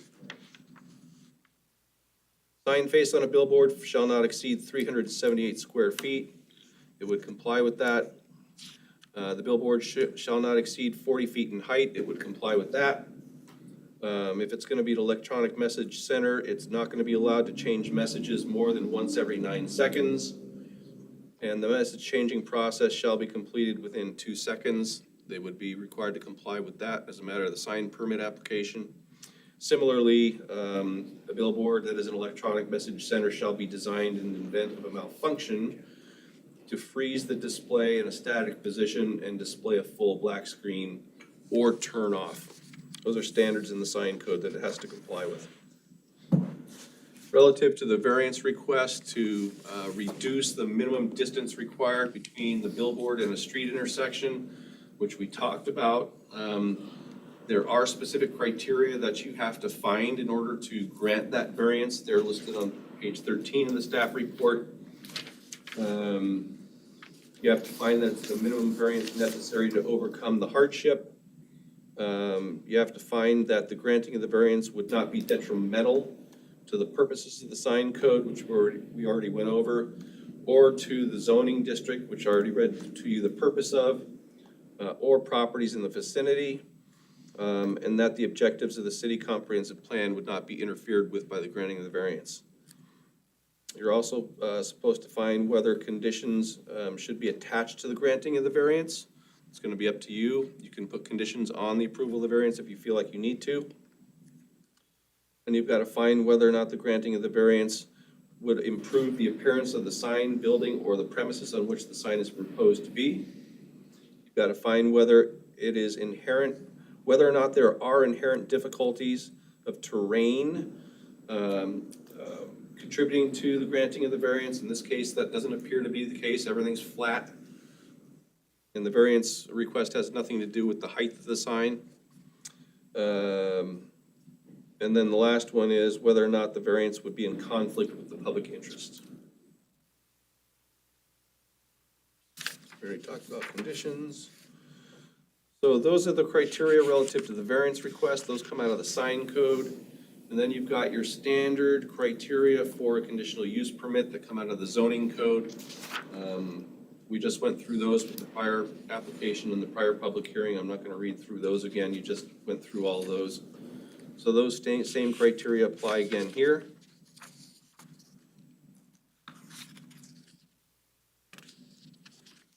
Relative to the criteria on a use permit, having to comply with the comprehensive plan, staff report lists relevant sections of the comprehensive plan beginning at the bottom of page 16. There is at least a page and a half of statements from the comprehensive plan. I'm not gonna read those, but the information you need to make your decision on that criteria is there in the staff report. Input from other departments and agencies. The fire department had no comments on the applications. Engineering Division of Public Works says that they have no objections. They just say that it won't be able to overhang into the public right-of-way, and that the applicant will need to coordinate, if this is approved, to construct the billboard to comply with the Idaho Transportation Department requirements, because they have authority over billboards along their highways as well. Let's see here. We already talked about the majority of things in the analysis section of the staff report. The only other thing I'll mention that I haven't, and this is in the analysis section, is one of the things in the consideration of the granting of a variance that's not listed in the code, but it would seem to be practical, is that if the billboard could be put in another location and comply with all the standards and not need a variance, then maybe you might not, maybe you shouldn't approve the variance. And it's not known in this case whether or not the applicant has looked for another spot to put the billboard where they wouldn't need a variance. So I just wanted to mention that. So you might want to ask that of the applicant. And I'd be happy to answer any questions if I can. I have one. Okay, Cindy, If I- you wanna step up to? I'm gonna point at Oh, something. boy, this is a first. So as I understand it, the request for variance is to put the sign here. Yes. Okay, Yep, Nope. sign there. back out. What is the distance between there and there? Because this body approved a billboard Over there, for this space. Oh, less than, remember that, I don't remember when. It's the Nissan dealership. Was it a billboard or was it an electronic message center? It was Hybrid. a billboard. They were Yeah, I taking wanna say down. it was a billboard. No, it was the whole thing. They're Yeah. taking down the big one and they're putting up a big right, taking that a little. digital bit. community messages, same. Yeah. 'cause the Same Nissan song, different dealership was tune. Going in there. I don't Yeah. have the exact I wasn't part of location. that, but I know do, Nissan I dealership. do. They purchased the property from here back. Okay, And all of these little sheds, so point to the spot. Right there? Okay, hold on.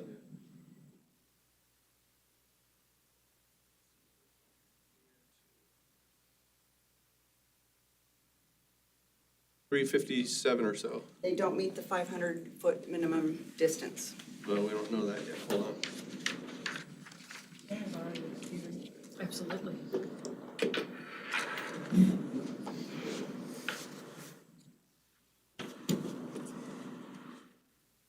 So for one, let's take this in order here. Okay. One is whether or not it meets that. Well, I guess there's two levels to that. Let me find it in the code Madam, I here. have a question for you real quick. So do you know if that was permitted as an on-premise sign, or was it a billboard? There's a difference. I'm gonna Hold look on, it up. hold on. We'll find it. It, She's digging. Can I loan you? it was a billboard. Yes, feel free. We made a big deal. Well, no, well, that I do remember, yeah. I'm a bit fussy about billboards, so I remember it. Thank you for pointing that out. You go Okay, for so it appears as though, so the code doesn't say that 500-foot minimum has to be on the same side of the street. It does include across the roadway. So it would not meet that requirement.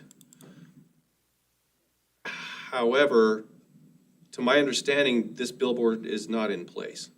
But we've approved it. Yep. This body has approved it. Right, so then you'll need to decide, because there is no billboard there, you'll need to decide, okay. Yeah, He's looking. you're trying to look up the other one? Yes. Yeah. I'm gonna look at, I have that file.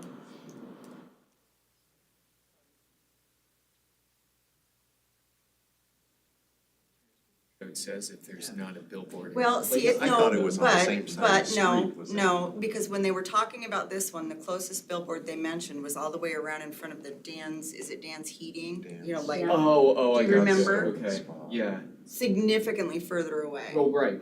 And that's From- facing an Yeah. entirely, you know. Yeah. So as soon as I saw this application, I thought, because that was approved and granted. And they did take down the old structure in preparation for putting up the new, the old had two columns and they were taking it, and the single column is in place right now. Oh, so they do have something in place? Yeah. Okay. Haven't been up there in a while. I drive it every day. I know, twice. I was yeah. I mean, I figured you go to Moscow every day, so. Whether I want to Or or not. from Moscow, you come to and from, so. So what do we got? This could just be a. I think it might require either another, to go back to the drawing board for another variance request or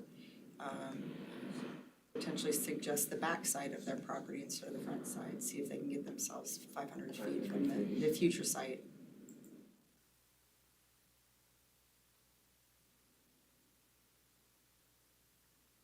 But as the Nissan dealership continues to move forward on prepping those, It does it, they're moving. and they are, they've taken the house It looks down, they're great. paving it, Yeah. it's, yeah.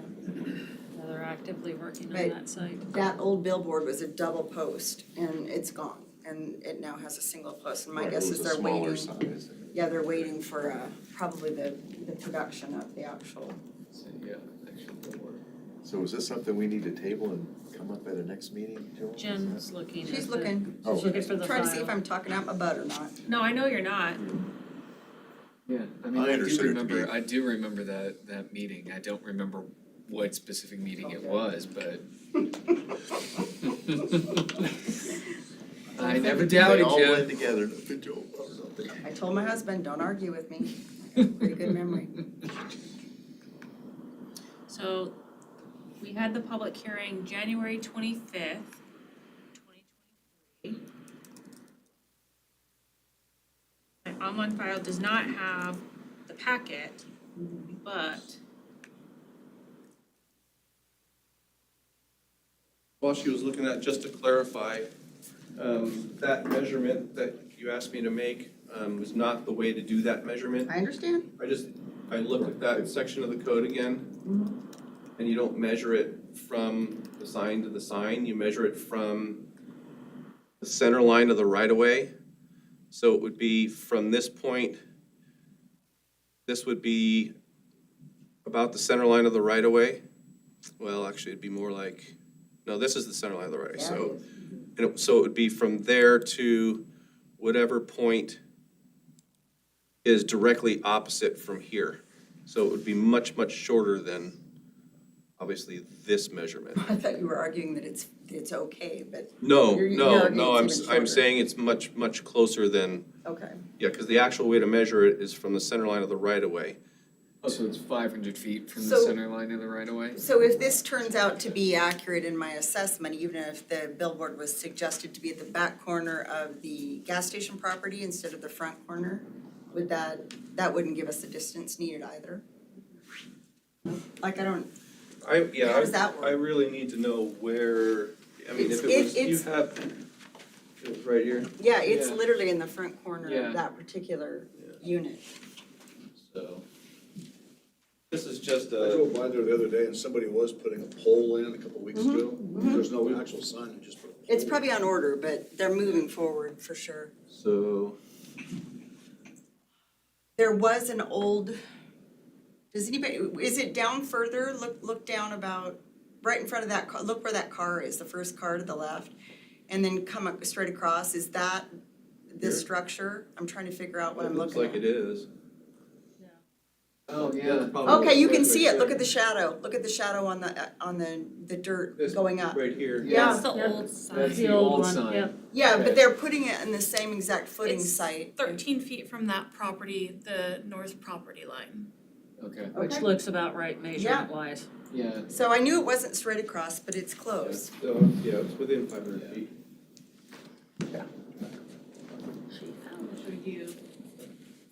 This is Blue from the thing scans. packet. So it's, It's closer up to the corner. yeah, it's right in that spot, Let's go. right there. The sign will be there. So it looks like they have a double-faced sign, But I don't see that tree there. kind of where, that trailer is at, that, Home those Jones black consists of and white sleuthing. trailers are at, Okay, This point. all right. in that corner right Yeah. there. Anyway, it's clearly within the 500 feet. So do we wanna table this while we think about it? I guess the question difference. It may take another public hearing. That's gonna be a question for them. Shane, I'm thinking, Sure how to get around that. My first thought when I saw the application was dueling billboards. yeah, so the expectation is that there's gonna be a billboard where there is not yet one. And it's been approved, so it's legal. It's been approved for the Yes. use permit. I don't know if a sign permit application has been submitted Oh. for it yet.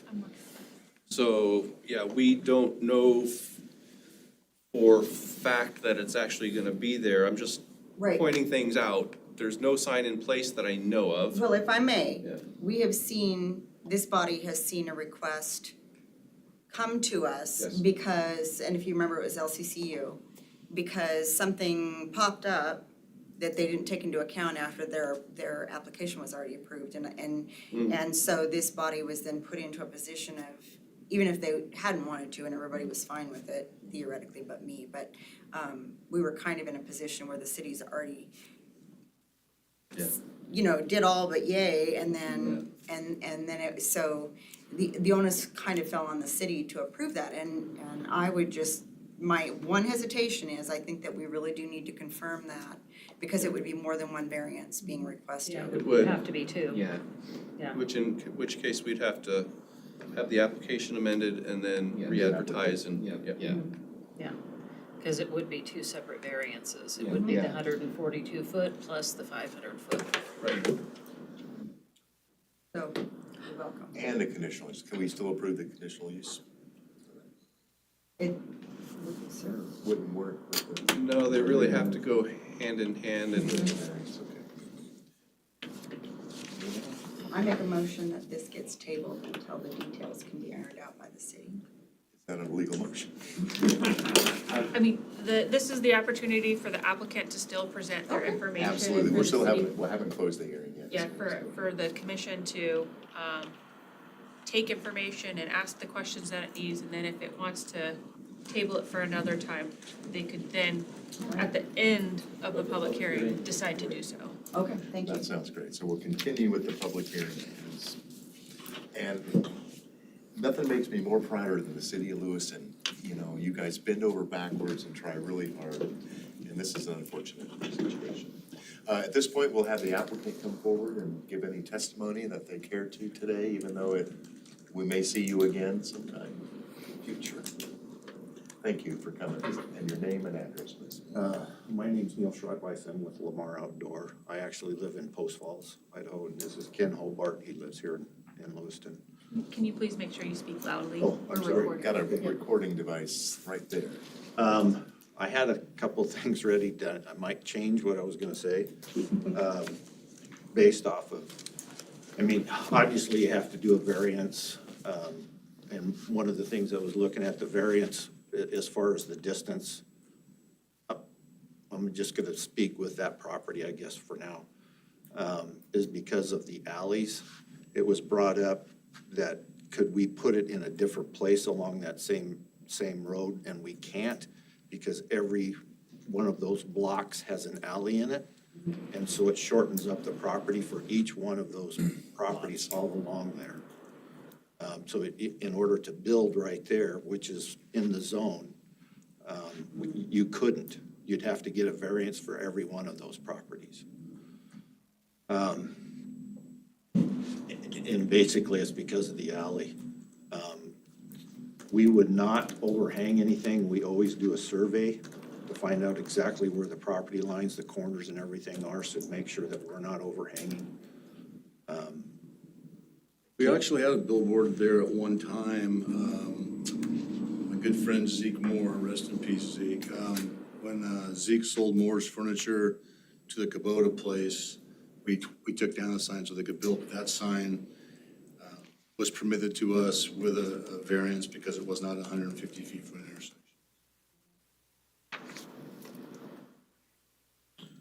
We actually had, the sign that you were talking about on the other property was actually ours that we took down. Okay. That landowner, I never talked to him about rebuilding or anything. He just said he didn't want to have anything to do with it. He was wanted to have it taken down, and we did. But if you look at that, if you go back to, I wasn't part of the hearing before, that's less than 150 feet as well. So you would have had to done a variance for that one as well. I don't know if that was part of the discussion or not, but it should have been if they're putting up a billboard. Is there a distance or a difference between a billboard and an electronic message center? Because an electronic message center is considered an on-premise sign, and it's smaller. I think it's 200 square feet. That they can't be any bigger than 200 square feet. A billboard can be larger. In my head, it was a billboard, but Yeah, I I'm don't sure. recall. It was a billboard. I'm not, It was. I don't know. Yeah. But I'm just saying, if that's the case, they would have had to have addressed those issues as well. You know, we're here to provide a product to the community that would enhance what the community's doing for the businesses as well. And we can also do community service messages, either whether it's the city itself doing something or nonprofits. We do that a lot. So, may I? Sure. So when I looked at the application, the property immediately to the west of the gas station looked like it was also part of your holdings, Lamar Holdings. Is that correct or no? No, we don't own any of the properties, if that's what you're saying. Yeah, there's something in my head, I was wondering if it could be just pushed further, but no, you can't. You're talking specifically only where the gas station red lines are. Just to be able to be read by traffic coming by on Highway 12, we really wouldn't have an interest in advertising to people going down to the Port District. The traffic count there's. It would be the southeast corner is what we're looking at. Yeah. There's actually a pole there. I don't know if you can see it in there. There's nothing on top of the pole except a light. Of course. And that's, we would be taking that pole out and putting the sign right there.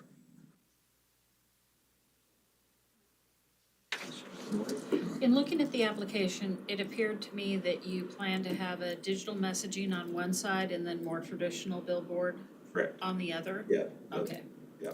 The traffic coming into town would have the digital side. okay, that's what I was wondering, is which side was which.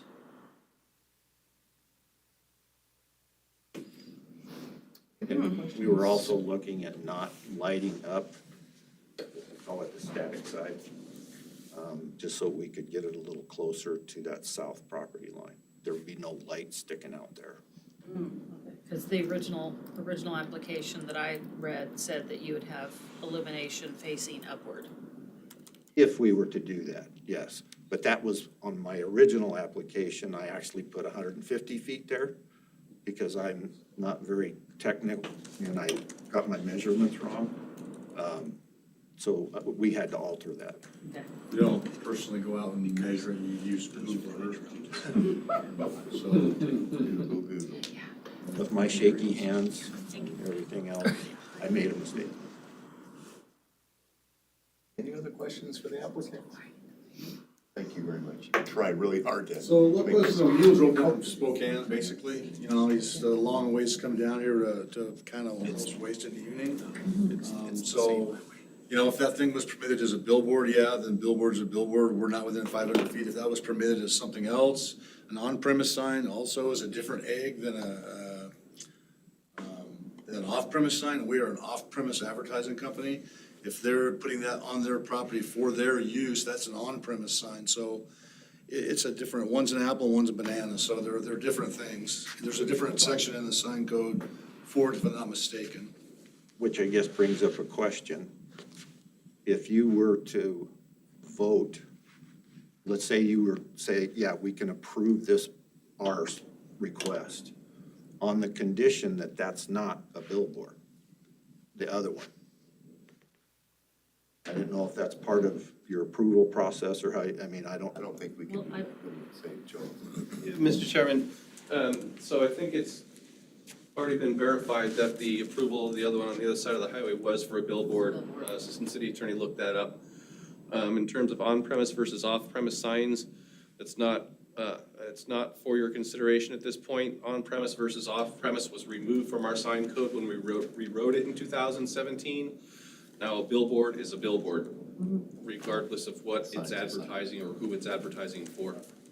Could you clarify that a little bit for me? Because you have a separate category in the ordinance that stipulates what a billboard is.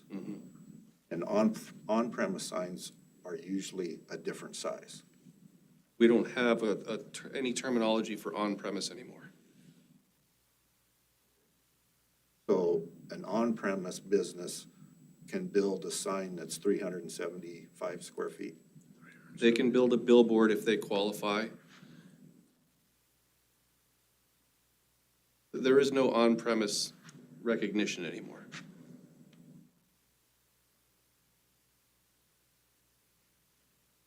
That answers your question. I, And we're gonna have to revisit this again, obviously, and I'm not sure how we can arrange that, but I think for now, we're pretty much at a standstill. Can't have the sign 500 feet from the other. it would require an additional variance on your Which would be application. another application process. Yeah, I would encourage the commission to complete this hearing process. And I would suggest that rather than, after the conclusion of the hearing, approving or denying the application, I would suggest tabling the matter so that we can investigate it a little bit further, just to really firm things up and confirm the situation. And then we can communicate and figure out if we need to re-advertise under an amended application, or if we have some new information that we can find that we can bring back and continue the same process.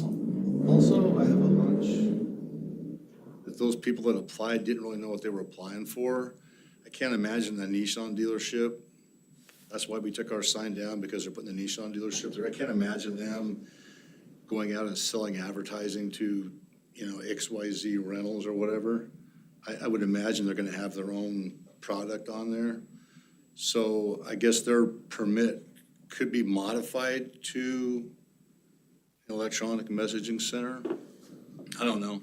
It's just, We'll work it all out. If I may address that, part of their application discussion or process is very clearly community messages. Right.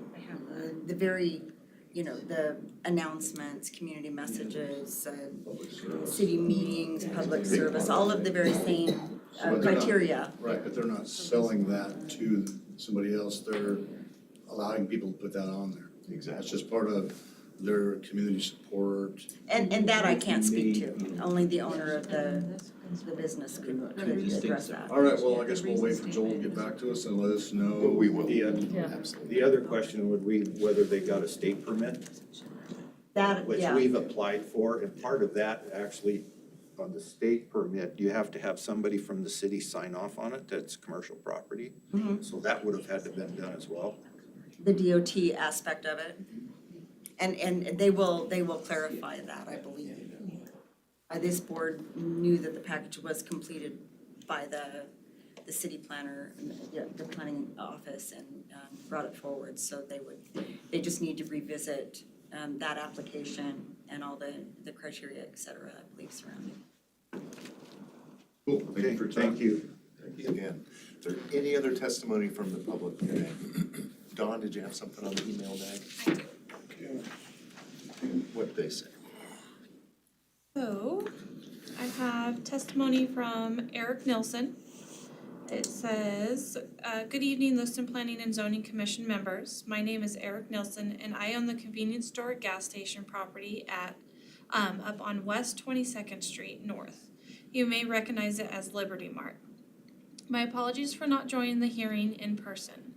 After my father, Rick Nilsson, passed away, my wife and I acquired the property and have had the pleasure of partnering with Janet, and I'm not gonna say her name right, so I apologize, Janet, Rimmelsbasher, to sustain a small local business. Her success has been our success over the years. Recently, we had the chance to add a digital billboard to our property, and we're excited for the opportunity. We'd like to submit testimony in favor of the building variance grant for several reasons. Firstly, a digital board would be well suited near Highway 12 to promote local economic activity in the area. That includes a benefit to the convenience stores on premise. We're excited to help local dollars in the community. Secondly, we believe the dynamic and attractive fixture would be exceptionally positioned for tourism promotion, bringing in new money into the valley. Billboard promotions would increase visitors' activity in the area at a high traffic entry into Lewiston. Lastly, a billboard advertising lease would diversify my family's local investment, thus making us more resilient as a small-time landlords during economic ups and downs.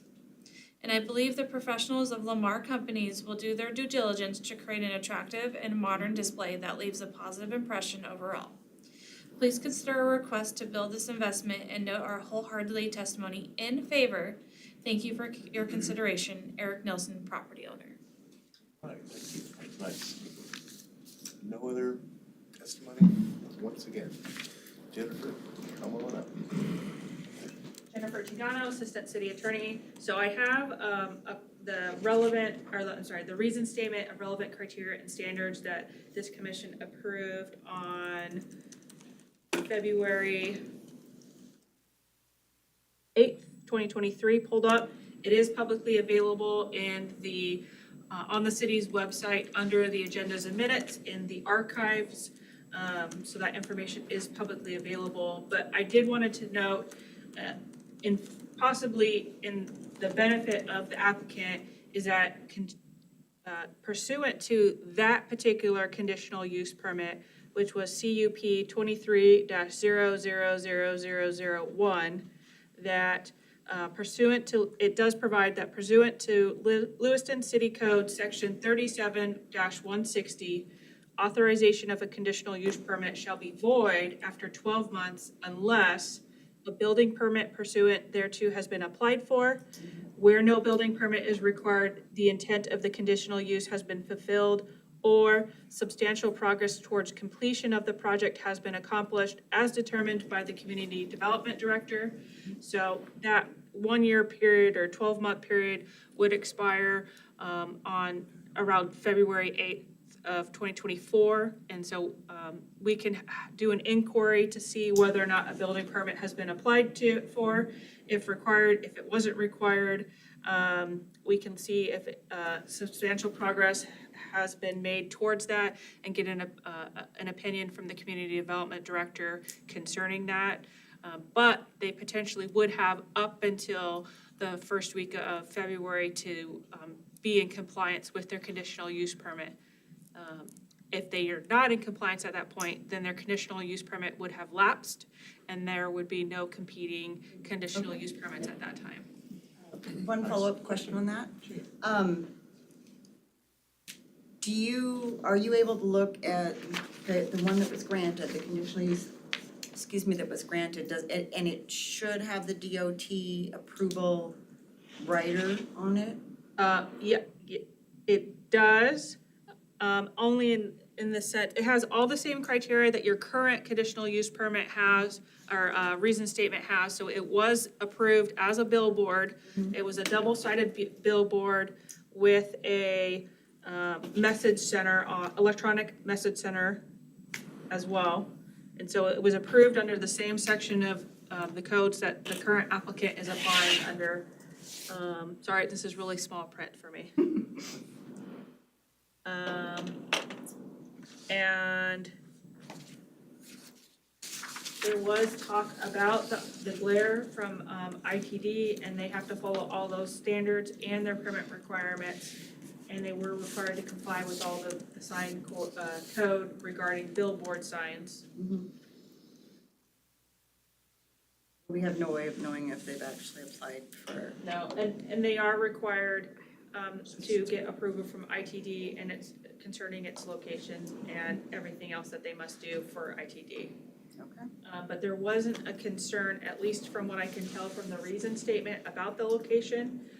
It does seem like the property might be further located, based on the fact that you've got that other property where Idaho Legal Aid is at from the corner, and it's one contiguous piece, there's not a back alley that splits those properties.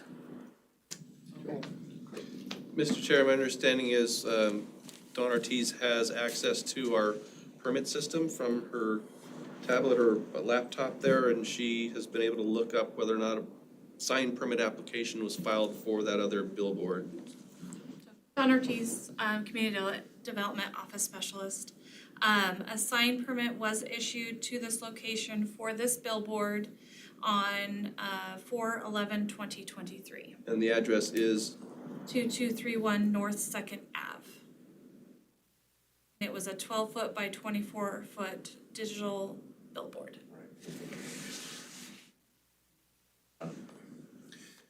Okay. Well, I'm gonna, unless the applicant wants to make a rebuttal, They are entitled to a rebuttal. absolutely, we're entitled to a rebuttal, if you want to rebut what No, we've already we'd just talked. like to, Hash it out one more time, Ken. Ken Hobart, Lewiston, Idaho, 531 18th Avenue, AKA Poverty Flats. I'd just like to have an opportunity to come back and maybe add a second variance to that. So if we could have that opportunity, that would be great.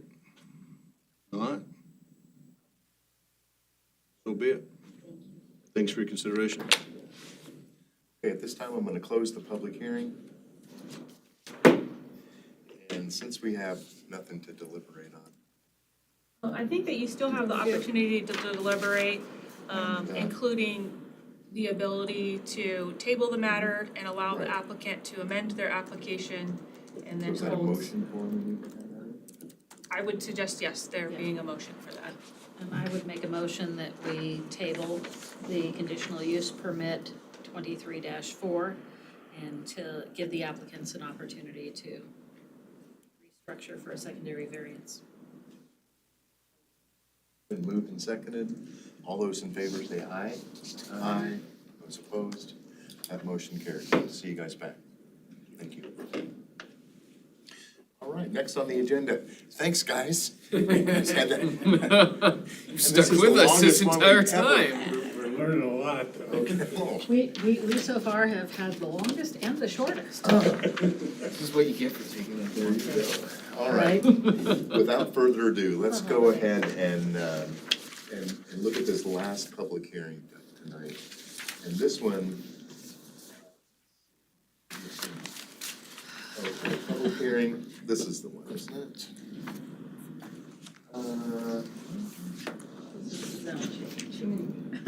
Too many to look at. This is the one we're looking at. Public hearing is now open, and we are discussing a zone change this time. So this is a zone change, number 23-7 by Keith Jacobs, for two pieces of property on Idaho Street, 1832 and 1828.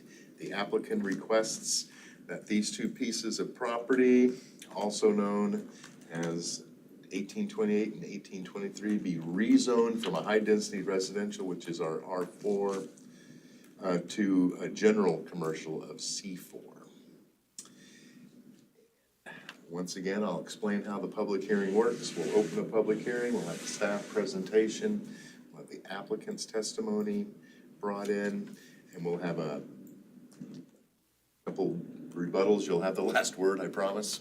And we'll close the public hearing and discuss the relative criteria concerning a zone change, which is a little bit different than what we did before. So without further ado, Joel's at the podium.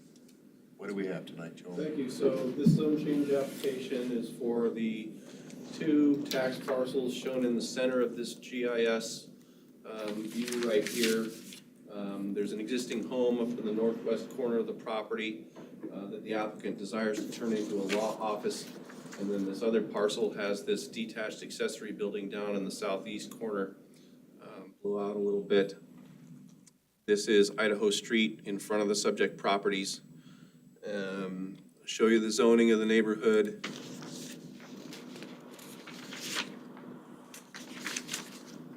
So you can see the subject properties are right on the edge of the borderline between the multifamily residential R4 zone, which is this purple-blue color, and the general commercial C4 zone, which is this pink-red color. So the applicants are asking that the city extend this C4 zone to the east to capture these two subject properties so that it can be used for commercial purposes. Let's see here. Is there anything else you wanted to see there? No, I thought the secondary building, so essentially it would be 3, not 2. 3 parcels. 3 parcels. I'm sorry, 3 parcels. Thank you. Yes, this one is here, yes. I apologize. Yeah, This one as well, yes. Thank you. Just turn that off for clarity. I believe we have some photographs to look at.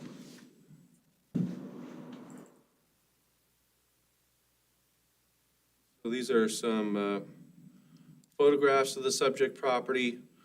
Looking along its frontage on Idaho Street to the east toward 21st. Looking across to the other side of the street from the subject property. That's looking at the north side of Idaho Street. This is the property immediately to the east of the subject property. You can see the terrain. This is the front of the house on the existing subject property that the applicant wants to convert to a law office. This is another shot of the northwest corner of the house and the west side, and then the front of the shop building on the adjacent parcel to the west. Also part of this application.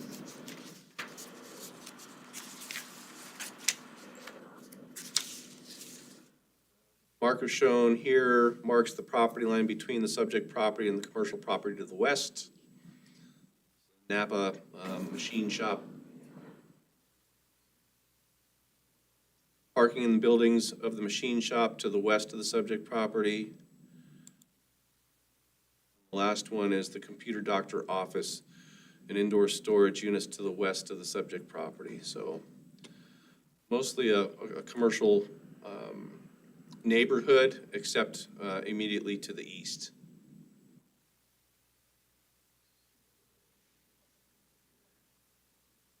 Leave this up. I'll give you a verbal summary of the staff report. We already talked about the subject and surrounding land uses. The existing zoning of the subject property, higher density residential, R4. The purpose of that zone is to accommodate a compatible mixture of residential uses in proximity to major community facilities. It's helpful for you to compare the purpose of the current zone to the proposed zone. Matter of fact, it's one of your required criteria that you consider the purposes of the two zones. So the purpose of the proposed zone is to provide areas to serve the city and regional needs for commercial goods and services, so long as they're compatible with adjacent residential development. We've already got that condition there in that immediate location. I'm going to jump over all the other code reference sections. Not of particular relevance unless you have any questions. So and this may be my misunderstanding, so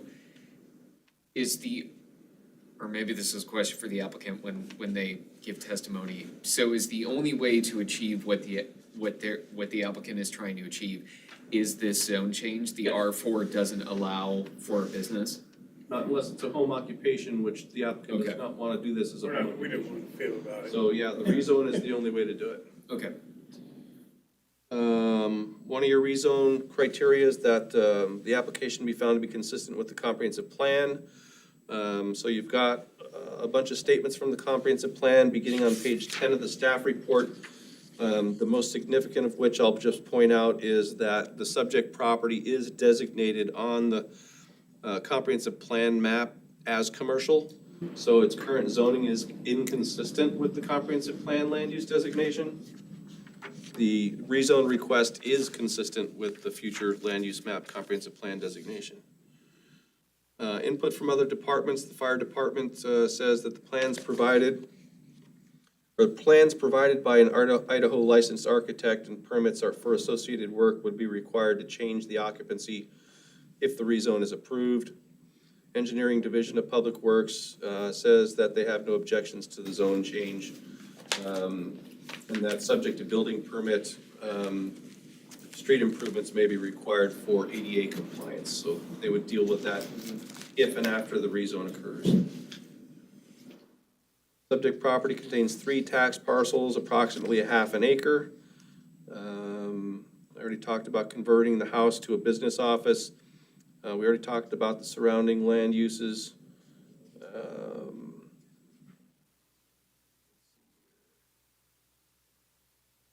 The neighboring single-family dwelling to the east at 1842 Idaho Street is separated from the existing single-family dwelling on the subject property by a 51-foot wide parcel, so that's basically a buffer, because that's where the business use would be located.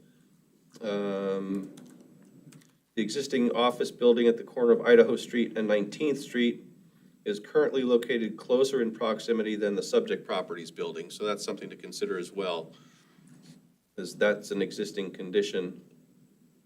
This proposal would be a lesser impact than that. Also for your consideration, it's typically expected that businesses be located adjacent to collector streets. This property is on a collector street. And then as far as your relevant criteria and standards, this is one where I had sent out the corrected version of that because the one I sent out originally with the packets was missing one of them. So you have a total of 5 required. The first criteria you've got to find is whether or not the approval is in conformance with the comprehensive plan. The second one is whether or not the rezone would be at least as well suited or maybe is even better suited for the proposed or better suited for the use than the existing zone. The third one is whether or not rezoning would present foreseen immitigable impacts of incompatible uses. The fourth one is whether or not effects of the rezone would be anticipated to place undue burden upon the delivery of public services by political subdivisions. And the last one is whether or not the size, type, intensity, and density of development expected to occur on the subject property as a result of the rezone would be suitable for the area in which the property is located. And with that, I'd be happy to answer any questions if I can. Just for confirmation, whatever the street is, not Idaho, but the next one, the one this side of it. That house, the structure, I guess it would be the east, that house opens from that street, correct? Not from down below. This is not a It's an street, alley? Alley access to the Not a alley, street. great people. Okay, so this is their garage. okay. So this sits too high up off of Idaho Street to be able to access from Idaho? That's what I was thinking. Yeah, so but- their access is from the alley. Okay, thank you. Any other questions for Joel? Applicant like to come up and give their testimony tonight, please? Step up, speak loudly, name and address would be great. I'm Ryan Houlihan, 3808 Bar Road. I'm Keith Jacobs, 310 Fraser Grade, Cameo, Idaho. Thanks for hanging in there with us to the end of the night, but yeah, essentially Joel explained everything. Those 3 parcels there would be, we would like to rezone to a commercial use for a professional law office. The law office would be for my wife. She couldn't be here tonight with our kiddos, but essentially that is what our intent is. And going over those last few criteria that he mentioned, those parcels do fall within the comprehensive plan. It is scheduled to be that way, and we're happy to spearhead that for you. we think it would be better suited for commercial use.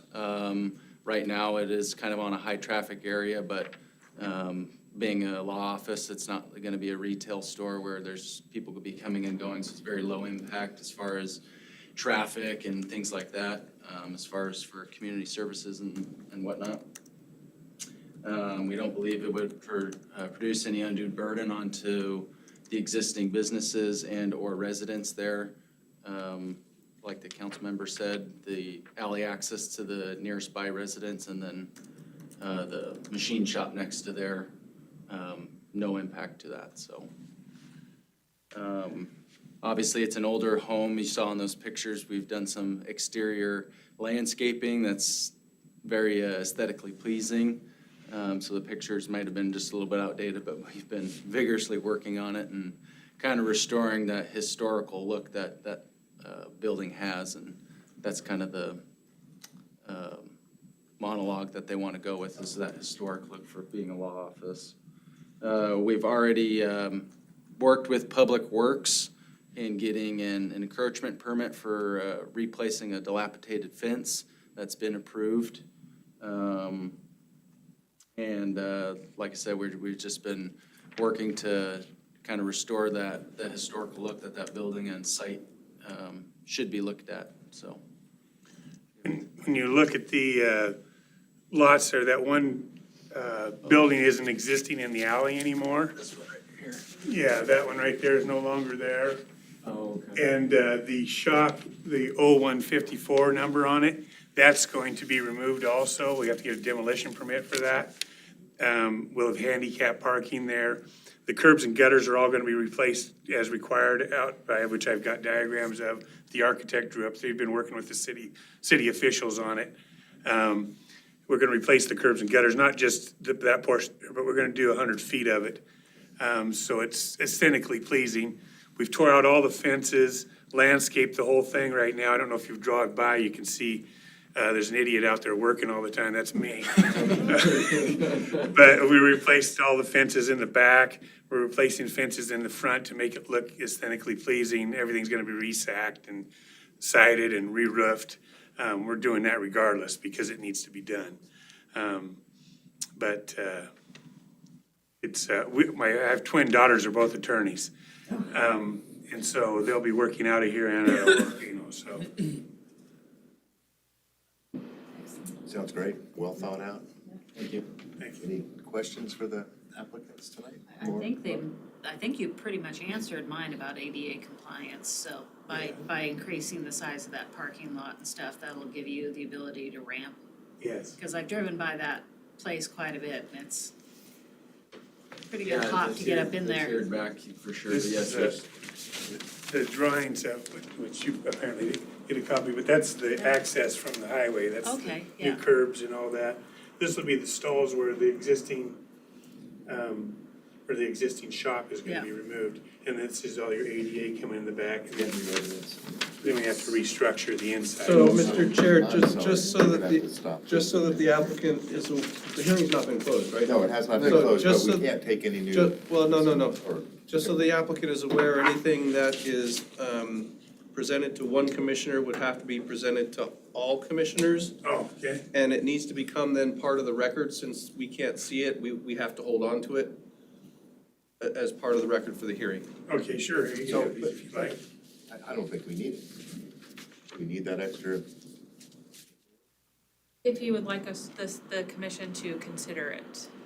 Otherwise, Commissioner Anderson will have to disregard all Yeah. of that in her Well, and I- consideration of the application. We just disregard it, we're having to have all this approved by all the different departments anyhow, so. So we'll disregard that one. Yeah. Okay, sounds good. Well, like I said earlier, I think they answered my question anyway, because the second they said they were doing a handicap parking. Making it look pretty. So you mentioned fencing replacement, is that encompassing all three of the lots or only specific to the one that has the house on it? There was the two lots, I guess to the west. Okay, There was an old fence in the alley there. okay, We had to have the city officials come out and show us where the right of way was. We replaced all those with more of a privacy fence. It's white, board fence. And then, on the front of the building, there was a dilapidated chain link fence. We removed all that, and now it's all just a kind of a peeling picket fence. Again, they had to come and give us, we had to check on encroachment, they came and shot it all, we had to get approved for it. And so we're finishing that out right now. There's a lot of permits you gotta do. You know it. Yeah. That's what keeps us working. Thank And- you. And then when we demolish the shop, we'll get a demolition permit. But we still will utilize the concrete there for parking, because it is in good shape. Any other questions? Okay, thank you very, very much, appreciate it. Okay. Any other testimony from the public today, Don? I do. Thank you, I hear that. Bring that in, you guys can have a seat. Thank you. So I received a voicemail from Jim Albright with 1818 G Street Properties LLC. And they are in favor of the zone change for ZNC 23-7.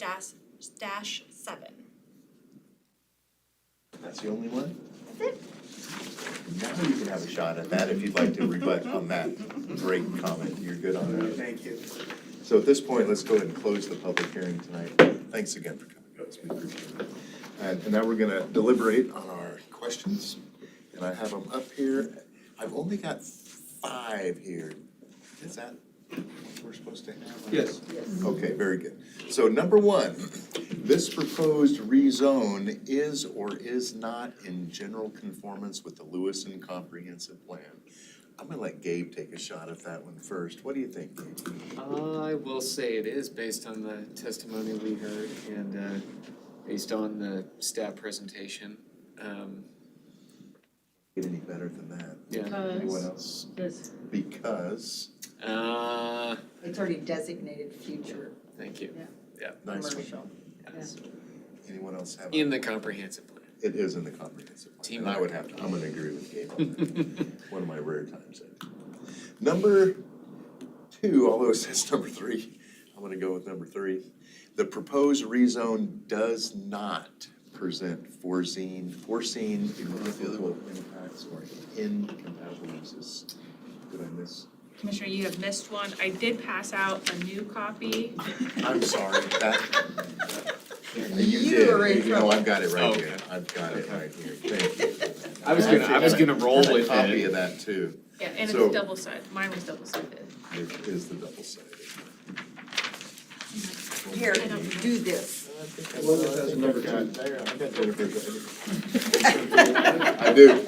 Other side, there you There it go. is. We are rolling. So we've got number 1 done, now we're gonna go back to number 2.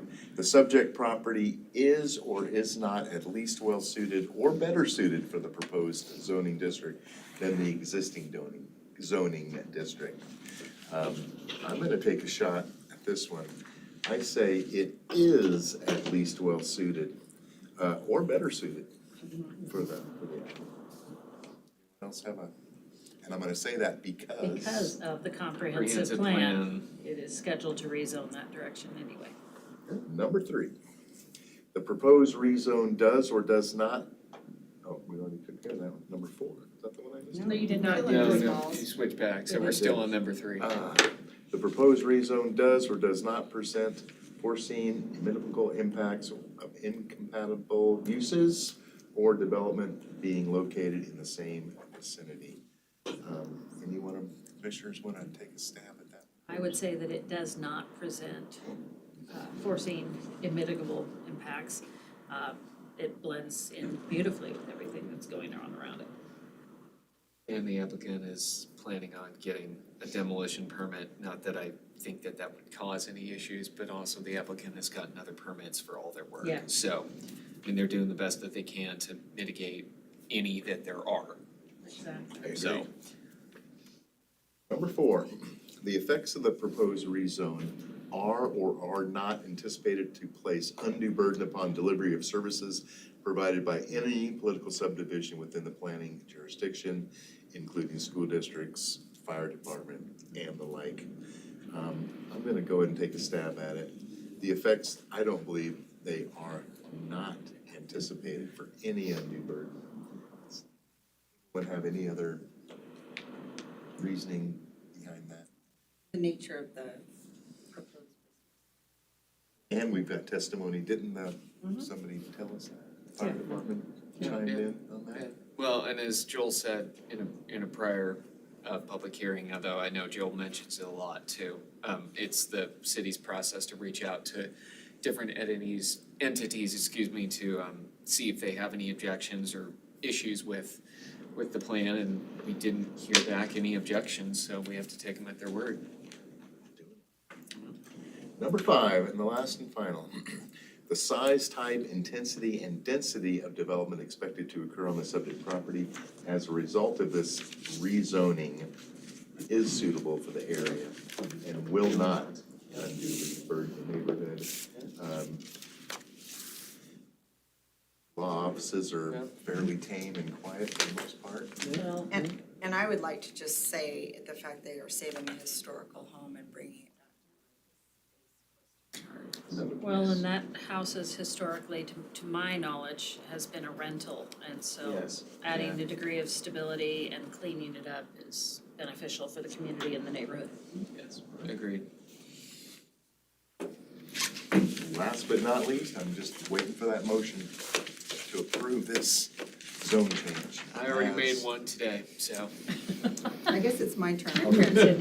I don't have the zone change number. 23-7. 23-7. I propose we approve, is it approved? Yep. Zone change 23-7 as written. Mr. Chair. Yes, sir. Just for clarification, it's recommendation of, it's direction to city staff to prepare a reasoned statement recommending approval by the city council. All right, that's zone change has to be approved. I would like to modify my, I think Cindy's motion, I think her motion says that she wants to direct the city staff to draft a reasoned statement recommending the approval. approval to the zone change to the city council. 23-7. And I will second that motion, Mr. Chair. Thank you.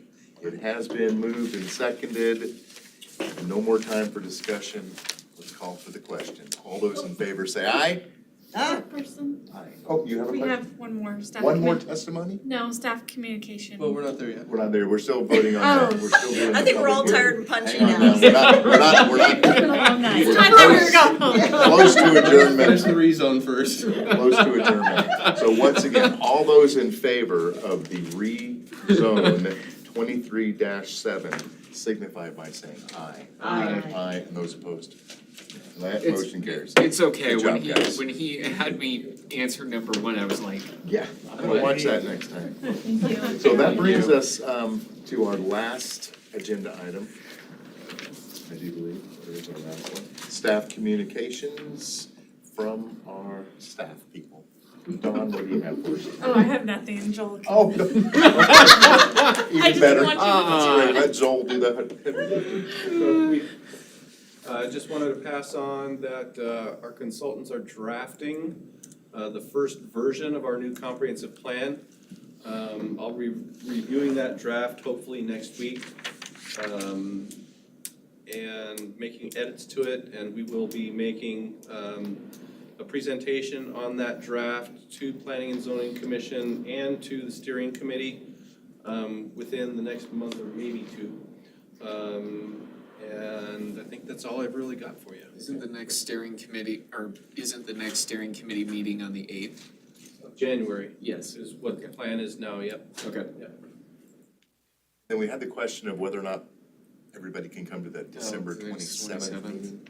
Was that We something do you have, received enough? we do, well, you know what, that might not be necessary anymore because the only reason we had to meet that night was because we needed to keep in code for a timeline for the approval of the reason statement for the sign code variance, which we no longer have. Oh, Okay. okay.